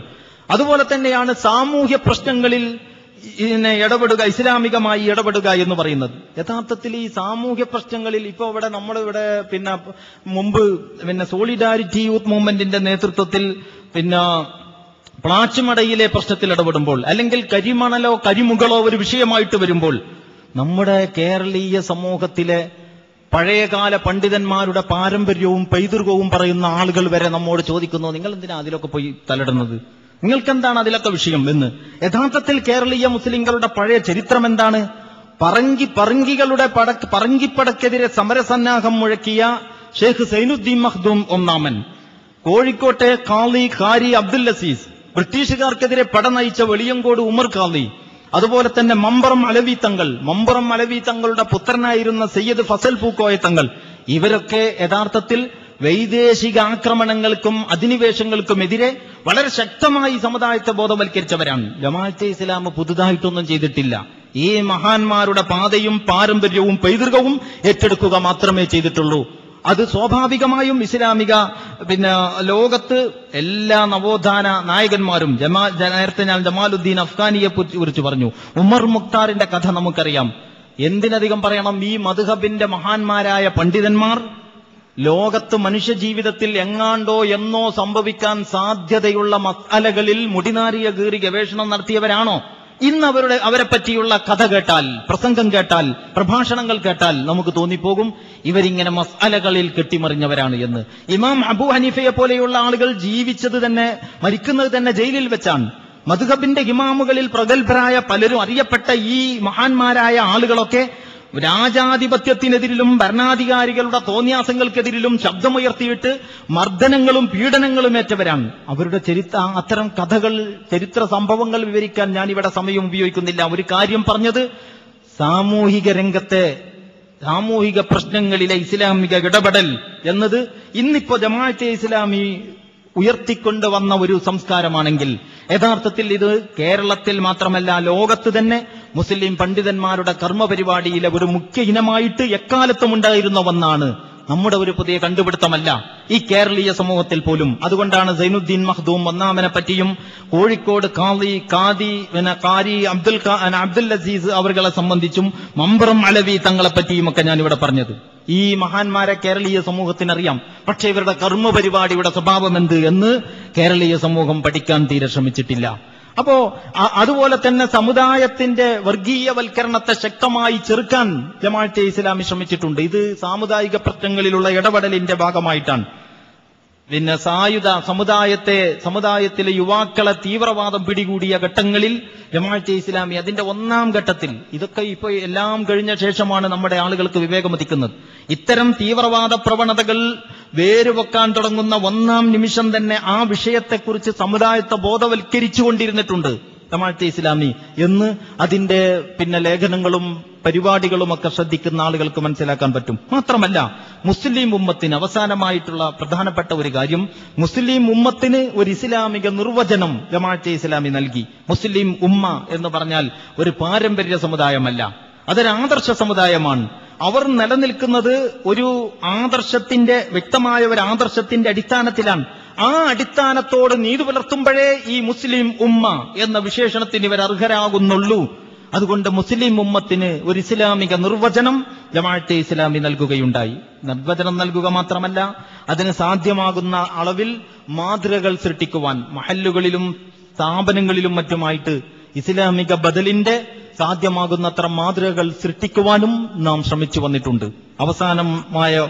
അവസാനമായുള്ള ഒരു കാര്യം, സമ്പൂർണ്ണ വിപ്ലവം എന്ന് പറയുന്ന അല്ലറ ചില്ലറ പരിഷ്കരണങ്ങളിലും നവോത്ഥാനങ്ങളിലും ഒതുങ്ങുന്നതല്ല മുസ്ലിങ്ങളുടെ ദൗത്യം. മുസ്ലിങ്ങളുടെ ദൗത്യത്തിന്റെ മാതൃക പ്രവാചകൻ സല്ലല്ലാഹു അലൈഹി വസല്ലമയുടേതാണ്. ഖുർആനിലത് 3 ശൈലിയിൽ പറഞ്ഞിട്ടുണ്ട്. ഒന്നിൽ യുൽഹിറഹു അലദ്ദീനി കുല്ലി എന്ന് പറഞ്ഞിട്ടുണ്ട് ഖുർആൻ ഒരിടത്ത്, എല്ലാ ദീനുകളെയും അതിജയിക്കാൻ എന്ന് നമുക്ക് അർത്ഥം പറയാം. ഹുവല്ലദീ അർസല റസൂലഹു ബിൽ ഹുദാ വദീനിൽ ഹഖ് ലിയുൽഹിറഹു അലദ്ദീനി കുല്ലി. അപ്പോ അവിടെ സത്യദീനും സന്മാർഗ സന്ദേശവും നൽകി ഈ ദൂതനെ നിയോഗിച്ചത് അല്ലാഹുവാണ്, അവനാണ്. എന്തിന്? ലിയുൽഹിറഹു അലദ്ദീനി കുല്ലി. നമുക്ക് ഇൽഹാറുദ്ദീൻ എന്ന് പറയാം. ഇത് ഖുർആനിന്റെ ഒരു വിശേഷണമാണ്, പ്രവാചക ദൗത്യത്തെ പറ്റിയുള്ള ഖുർആനിന്റെ ഒരു വിശേഷണം. വേറൊരിടത്ത് വിശുദ്ധ ഖുർആനിൽ നിങ്ങൾക്ക് കാണാം, ഇല്ലാ തൻസുറൂഹു ഫഖദ് നസറഹുല്ലാ എന്ന് തുടങ്ങുന്ന ആയത്ത് കുറെ ഇങ്ങോട്ട് വരുമ്പോൾ, സാമാന്യം വിശദമായ ആ സൂക്തം ഒരൽപ്പം ഇങ്ങോട്ട് മുന്നോട്ട് വരുമ്പോൾ കാണാം, വജഅല കലിമത്തല്ലദീന കഫറു സുഫ്ലാ വകലിമത്തുല്ലാഹി ഹിയൽ ഉല്യ. നിഷേധികളുടെ വാക്യം താഴുവാൻ, അള്ളാഹുവിന്റെ വചനം ഉയരുവാൻ. അപ്പൊ കലിമത്തുള്ള, ഇത് ഖുർആനിന്റെ ഒരു പ്രയോഗമാണ്, കലിമത്തുല്ലാഹി ഹിയൽ ഉല്യ എന്നത്. വേറെ ഒരു പ്രയോഗം നിങ്ങൾക്ക് സൂറത്ത് ശൂറയിൽ കാണാം, ശറഅലക്കും മിനദ്ദീനി മാ വസാബിഹി നൂഹൻ എന്ന് തുടങ്ങുന്ന ആയത്ത് ഒരൽപ്പം മുന്നോട്ട് പോകുമ്പോൾ അൽ അഖീമുദ്ദീൻ, നമ്മൾ ഇഖാമത്തുദ്ദീൻ എന്ന് പറയുന്ന. അപ്പൊ ഈ 3 പ്രയോഗങ്ങൾ വിശുദ്ധ ഖുർആനിലുണ്ട്. എന്താണ് ഈ പ്രയോഗത്തിന്റെ അർത്ഥം? എന്താണ് ഇതിന്റെ വിവക്ഷ? ഇതിന് മുഫസ്സിറുകളിൽ പണ്ഡിതന്മാരായ ആളുകൾ പൗരാണികരെന്ത് പറഞ്ഞു, ആധുനികരെന്ത് പറഞ്ഞു, ഡിക്ഷണറിയിൽ എന്താണ് ഭാഷാർത്ഥം? ഈ ഗവേഷണങ്ങൾക്കൊക്കെ മെനക്കെടുന്നതിന് മുമ്പ് ഒരൊറ്റ ലളിതമായ ഒരു വഴി നമ്മുടെ മുമ്പിലുണ്ടല്ലോ. അതെന്താണ്? ഈ 3 കൽപ്പനകളും ഈ 3 ദൗത്യവും ഏറ്റെടുത്ത് നിർവഹിച്ച മഹാനവറുകൾ അതെങ്ങനെ ചെയ്തു? 23 കൊല്ലക്കാലം കൊണ്ട്. അപ്പൊ 23 കൊല്ലക്കാലം കൊണ്ട് മുഹമ്മദ് മുസ്തഫ സല്ലല്ലാഹു അലൈഹി വസല്ലം മക്കയിലും മദീനയിലുമായിട്ട് ഒരു സാമൂഹിക വ്യവസ്ഥിതി കെട്ടിപ്പടുത്ത് പൂർണ്ണമായും അതിന്റെ ഒരു പ്രായോഗിക രൂപം സമർപ്പിച്ചുവെങ്കിൽ അതാണ് ഇൽഹാറുദ്ദീൻ, അതാണ് ഇഅ്ലാഹെ കലിമത്തുള്ള, അതാണ് ഇഖാമത്തുദ്ദീൻ. ഈ 3 വാചകങ്ങളിലും പറയുന്ന അതിൽ കുറച്ചുകൂടി സമഗ്രതയുള്ള ഒരു സൂക്തമാണ് ശറഅലക്കും മിനദ്ദീനി എന്ന് പറയുന്ന സൂറത്ത് ശൂറയിലെ സൂക്തം. അതുകൊണ്ട് ജമാഅത്തെ ഇസ്ലാമി അതിന്റെ ലക്ഷ്യമായി എടുത്തത് ഇഖാമത്തുദ്ദീൻ എന്ന പ്രയോഗമാണ്. അതിനെ ബലപ്പെടുത്തുന്ന മറ്റ് 2 പ്രയോഗങ്ങളും അതുപോലെ തന്നെ പ്രസക്തമാണ്. ഇത് 3ഉം യഥാർത്ഥത്തിൽ മുസ്ലിങ്ങളാൽ നിർവഹിക്കപ്പെടേണ്ടുന്ന വിപ്ലവത്തിന്റെ, പരിവർത്തനത്തിന്റെ, അവരുടെ ദൗത്യത്തിന്റെ സ്വഭാവം വിശദീകരിക്കുന്നതാണ്. അതുകൊണ്ട് ജമാഅത്തെ ഇസ്ലാമി പറഞ്ഞു, അല്ലറ ചില്ലറ പേരുമാറ്റം കൊണ്ട് അല്ലെങ്കിൽ ചില ഭാഗികമായ പരിഷ്കരണങ്ങൾ കൊണ്ട് ഒടുങ്ങുന്നതും തീരുന്നതുമല്ല മുസ്ലിം സമൂഹത്തിന്റെ ഉത്തരവാദിത്വം. അത് ഭാഗികമായ ദൗത്യമാണ്. ലാ ഇലാഹ ഇല്ലല്ലാഹയുടെ അടിസ്ഥാനത്തിൽ ഒരു സാമൂഹിക ഘടനയെ പുനർനിർമ്മിക്കുക എന്നതാണ് ആ ദൗത്യം. അതാണ് മുസ്ലിങ്ങൾ ഏറ്റെടുക്കേണ്ടത്. അപ്പൊ മുസ്ലിം ഉമ്മത്തിന് ഒരു ഇസ്ലാമിക ആദർശപരമായ ഒരു നിർവചനം നൽകുക മാത്രമല്ല, ആ ഉമ്മത്തിന് ഇസ്ലാമികമായ ഒരു അജണ്ട നിശ്ചയിച്ചു കൊടുക്കുകയും ചെയ്തിരിക്കുന്നു ജമാഅത്തെ ഇസ്ലാമി. ഈ ദൗത്യങ്ങൾ അത്രയും കേരള മുസ്ലിം നവോത്ഥാനത്തിൽ ജമാഅത്തെ ഇസ്ലാമി വഹിച്ച പങ്കായി നിങ്ങൾക്ക് കാണാവുന്നതാണ്. അത് വേണമെങ്കിൽ ഇനിയും ഒരുപാട് വിസ്തരിക്കാം. സമയം ചുരുക്കുന്നതിന് വേണ്ടി അതിന്റെ മറ്റ് ചർച്ചകളിലേക്ക് ഈ സന്ദർഭത്തിൽ ഞാൻ കടക്കുന്നില്ല. അപ്പോ കേരളത്തിലെ പ്രഥമ ജനകീയ നവോത്ഥാന പ്രസ്ഥാനം എന്ന നിലക്ക് ജമാഅത്തെ ഇസ്ലാമി തുടക്കം കുറിച്ചതും മുന്നോട്ട് വെച്ചതുമായ സംരംഭങ്ങൾ അള്ളാഹുവിന്റെ അനുഗ്രഹത്താൽ എല്ലാ വിഭാഗം ആളുകളും അവരവരുടേതായ രീതിയിൽ സ്വന്തമാക്കി ഇന്ന് നടത്തിക്കൊണ്ടിരിക്കുന്നത് കാണാൻ സാധിക്കും. പക്ഷേ സംഘടനാ സങ്കുചിതത്വം പൊതു താൽപര്യങ്ങളിൽ യോജിക്കുന്നതിന് സമ്മതിക്കാത്ത വിധത്തിലുള്ള സംഘടനാ സങ്കുചിതത്വം കൊണ്ട് അതിന്റെ എല്ലാ ഫലവും എല്ലാ വിഭാഗത്തിനും ഒരുപോലെ ലഭ്യമാക്കാൻ നമുക്ക് സാധ്യമായിട്ടില്ല. ജമാഅത്തെ ഇസ്ലാമിക്ക് പോലും അതിന്റെ ഈ നിർബന്ധിതാവസ്ഥകളിൽ നിന്ന് അതിന്റെ പല അജണ്ടകളിലും പിന്നീട് ഭേദഗതികൾ വരുത്തേണ്ടി വന്നിട്ടുണ്ട് എന്നും ഖേദപൂർവ്വം നമ്മൾ ഓർക്കേണ്ടതാണ്. ഉദാഹരണത്തിന് നമ്മുടെ മഹല്ല് സങ്കല്പം. മഹല്ല് എന്ന് പറയുന്നത് ഓരോരുത്തർക്കും ഓരോ പള്ളി, എന്നിട്ട് പള്ളിയുടെ മുമ്പിലേക്ക് അവരവരുടെ സംഘടനയുടെ പേരും വെച്ചിട്ട് ഒരു ബോർഡ് വെക്കുന്ന, അങ്ങനെ അള്ളാഹുവിന് പള്ളിയില്ലാതാവുകയും പള്ളികളൊക്കെയും പാർട്ടികളുടേതായി പോവുകയും ചെയ്യുന്ന ഇന്നത്തെ നമ്മുടെ ഈ ഗതികേടുകൾ പോലും ജമാഅത്തെ ഇസ്ലാമി നിർബന്ധിതാവസ്ഥയിൽ ആണ് അതിനോട് ഉൾക്കൊണ്ടുകൊണ്ട്, അല്ലെങ്കിൽ അതിനോട് യോജിച്ചു നിന്നുകൊണ്ട്, അല്ലെങ്കിൽ അതിനെ അംഗീകരിച്ചുകൊണ്ട് സ്വന്തമായി പള്ളികൾ ഉണ്ടാക്കിയിട്ടുള്ളത്. പക്ഷെ പള്ളികൾ അപ്പോഴും പാർട്ടി ഓഫീസുകളെ പോലെ കൈകാര്യം ചെയ്യാതിരിക്കുവാൻ, അള്ളാഹുവിന്റെ ദീനിന്റെ കേന്ദ്രമായി അതിന്റെ പരിശുദ്ധിയോടെ, അതിന്റെ വിശാലതയോടെ, അതിന്റെ തനത് പ്രകൃതത്തോടുകൂടി അത് അവശേഷിക്കണമെന്ന് ഉൾക്കടമായി നമ്മൾ ആഗ്രഹിക്കുകയും ചെയ്യുന്നു. ഞാൻ പറഞ്ഞു വന്ന വിഷയം എന്താണെന്ന് ചോദിച്ചാൽ, നമ്മൾ ഉദ്ദേശിക്കുന്ന ഇന്ന് മുസ്ലിം സമൂഹം അവരുടെ സംഘടനാ സങ്കുചിതത്വവും കക്ഷി മാത്സര്യങ്ങളും അവസാനിപ്പിക്കുകയാണെങ്കിൽ, പൊതുവിഷയങ്ങളിൽ യോജിക്കാൻ അവർ സന്നദ്ധമാവുകയാണെങ്കിൽ, ഇപ്പോൾ ഉള്ളതിനേക്കാളേറെ സൽഫലങ്ങൾ ഈ സമുദായത്തിന് ഉണ്ടാക്കിയെടുക്കുവാൻ ഈ യോജിച്ചുള്ള ശ്രമങ്ങളിലൂടെ സാധിക്കും. മഹാന്മാരായ പണ്ഡിതന്മാർ അങ്ങനെ അവരവരുടെ കാഴ്ചപ്പാടുകൾ വെച്ചു പുലർത്തിക്കൊണ്ട് തന്നെ പൊതുവിഷയങ്ങളിൽ യോജിക്കുന്നവരായിരുന്നു.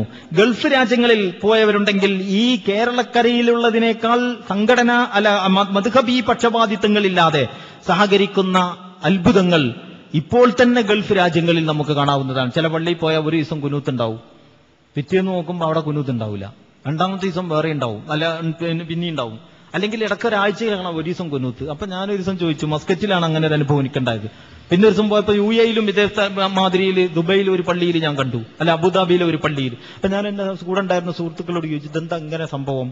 അന്ന് അവിടെയും ചോദിച്ചു, പിന്നെ ഇവിടെ കണ്ടപ്പോൾ ഇവിടെയും ചോദിച്ചു. അവർ പറഞ്ഞു, അത് ഈ ഇമാം ഇങ്ങനെ കുനൂത്ത് ഓതുന്ന ആളാണ്, അദ്ദേഹം കണ്ടപ്പോൾ ഓതിയാലും കുഴപ്പമില്ല, ഓതിയില്ലെങ്കിലും കുഴപ്പമില്ല, ആരും ബഹളം ഉണ്ടാക്കാറില്ല.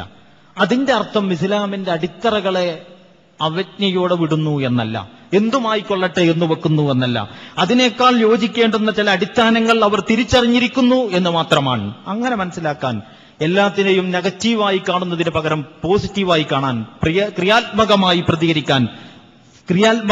പ്രതികരിക്കാൻ, ക്രിയാത്മകമായി ഉൾക്കൊള്ളാൻ മുസ്ലിം സമൂഹത്തിന്റെ ഹൃദയങ്ങൾക്ക്, വിശേഷിച്ചും മുൻകാലഘട്ടത്തിലെ നവോത്ഥാന പരിഷ്കരണ പ്രക്രിയകൾക്ക് മുന്നിൽ നടന്നവരുടെ പിൻഗാമികൾക്ക് ഹൃദയവിശാലതയുണ്ടായിരുന്നുവെങ്കിൽ ഈ കേരളീയ മുസ്ലിം സമൂഹത്തിന്റെ ചിത്രത്തിൽ ഇതിനേക്കാൾ വലിയ അത്ഭുതങ്ങൾ സൃഷ്ടിക്കുവാൻ നമുക്ക് സാധിക്കുമായിരുന്നു. ആ വഴിക്ക് ചിന്തിക്കുവാൻ അല്ലാഹു സുബ്ഹാനഹു വ തആല എല്ലാവരെയും അനുഗ്രഹിക്കുമാറാകട്ടെ എന്ന് ആത്മാർത്ഥമായി പ്രാർത്ഥിച്ചുകൊണ്ട് ഞാൻ എന്റെ ഈ ചുരുങ്ങിയ വാക്കുകൾ ഇവിടെ അവസാനിപ്പിക്കുകയാണ്. ഒരു വലിയ ചരിത്ര വിഷയത്തിന്റെ പല ഭാഗങ്ങൾ കുറേശ്ശെയായി പരാമർശിച്ചുകൊണ്ടുള്ള വളരെ ലഘുവായ ഒരു അവതരണമാണ് ഈ പരിമിതമായ സമയത്തിനിടക്ക് ഞാൻ ഇവിടെ നിർവഹിച്ചിട്ടുള്ളത്. അതിലെന്തെങ്കിലും അബദ്ധങ്ങളും പോരായ്മകളും ഉണ്ടെങ്കിൽ ക്ഷമിക്കണം എന്ന് അപേക്ഷിച്ചുകൊണ്ട്, പ്രസക്തമായവ ചൂണ്ടിക്കാണിക്കണം എന്ന് അഭ്യർത്ഥിച്ചുകൊണ്ട് വാക്കുകൾ ഉപസംഹരിക്കുന്നു. അല്ലാഹു സുബ്ഹാനഹു വ തആല നമ്മെ അനുഗ്രഹിക്കുമാറാകട്ടെ. വ ആഖിറു ദഅവാനാ അൽഹംദുലില്ലാഹി റബ്ബിൽ ആലമീൻ. അസ്സലാമു അലൈക്കും വറഹ്മത്തുള്ളാഹി വബറകാതുഹു.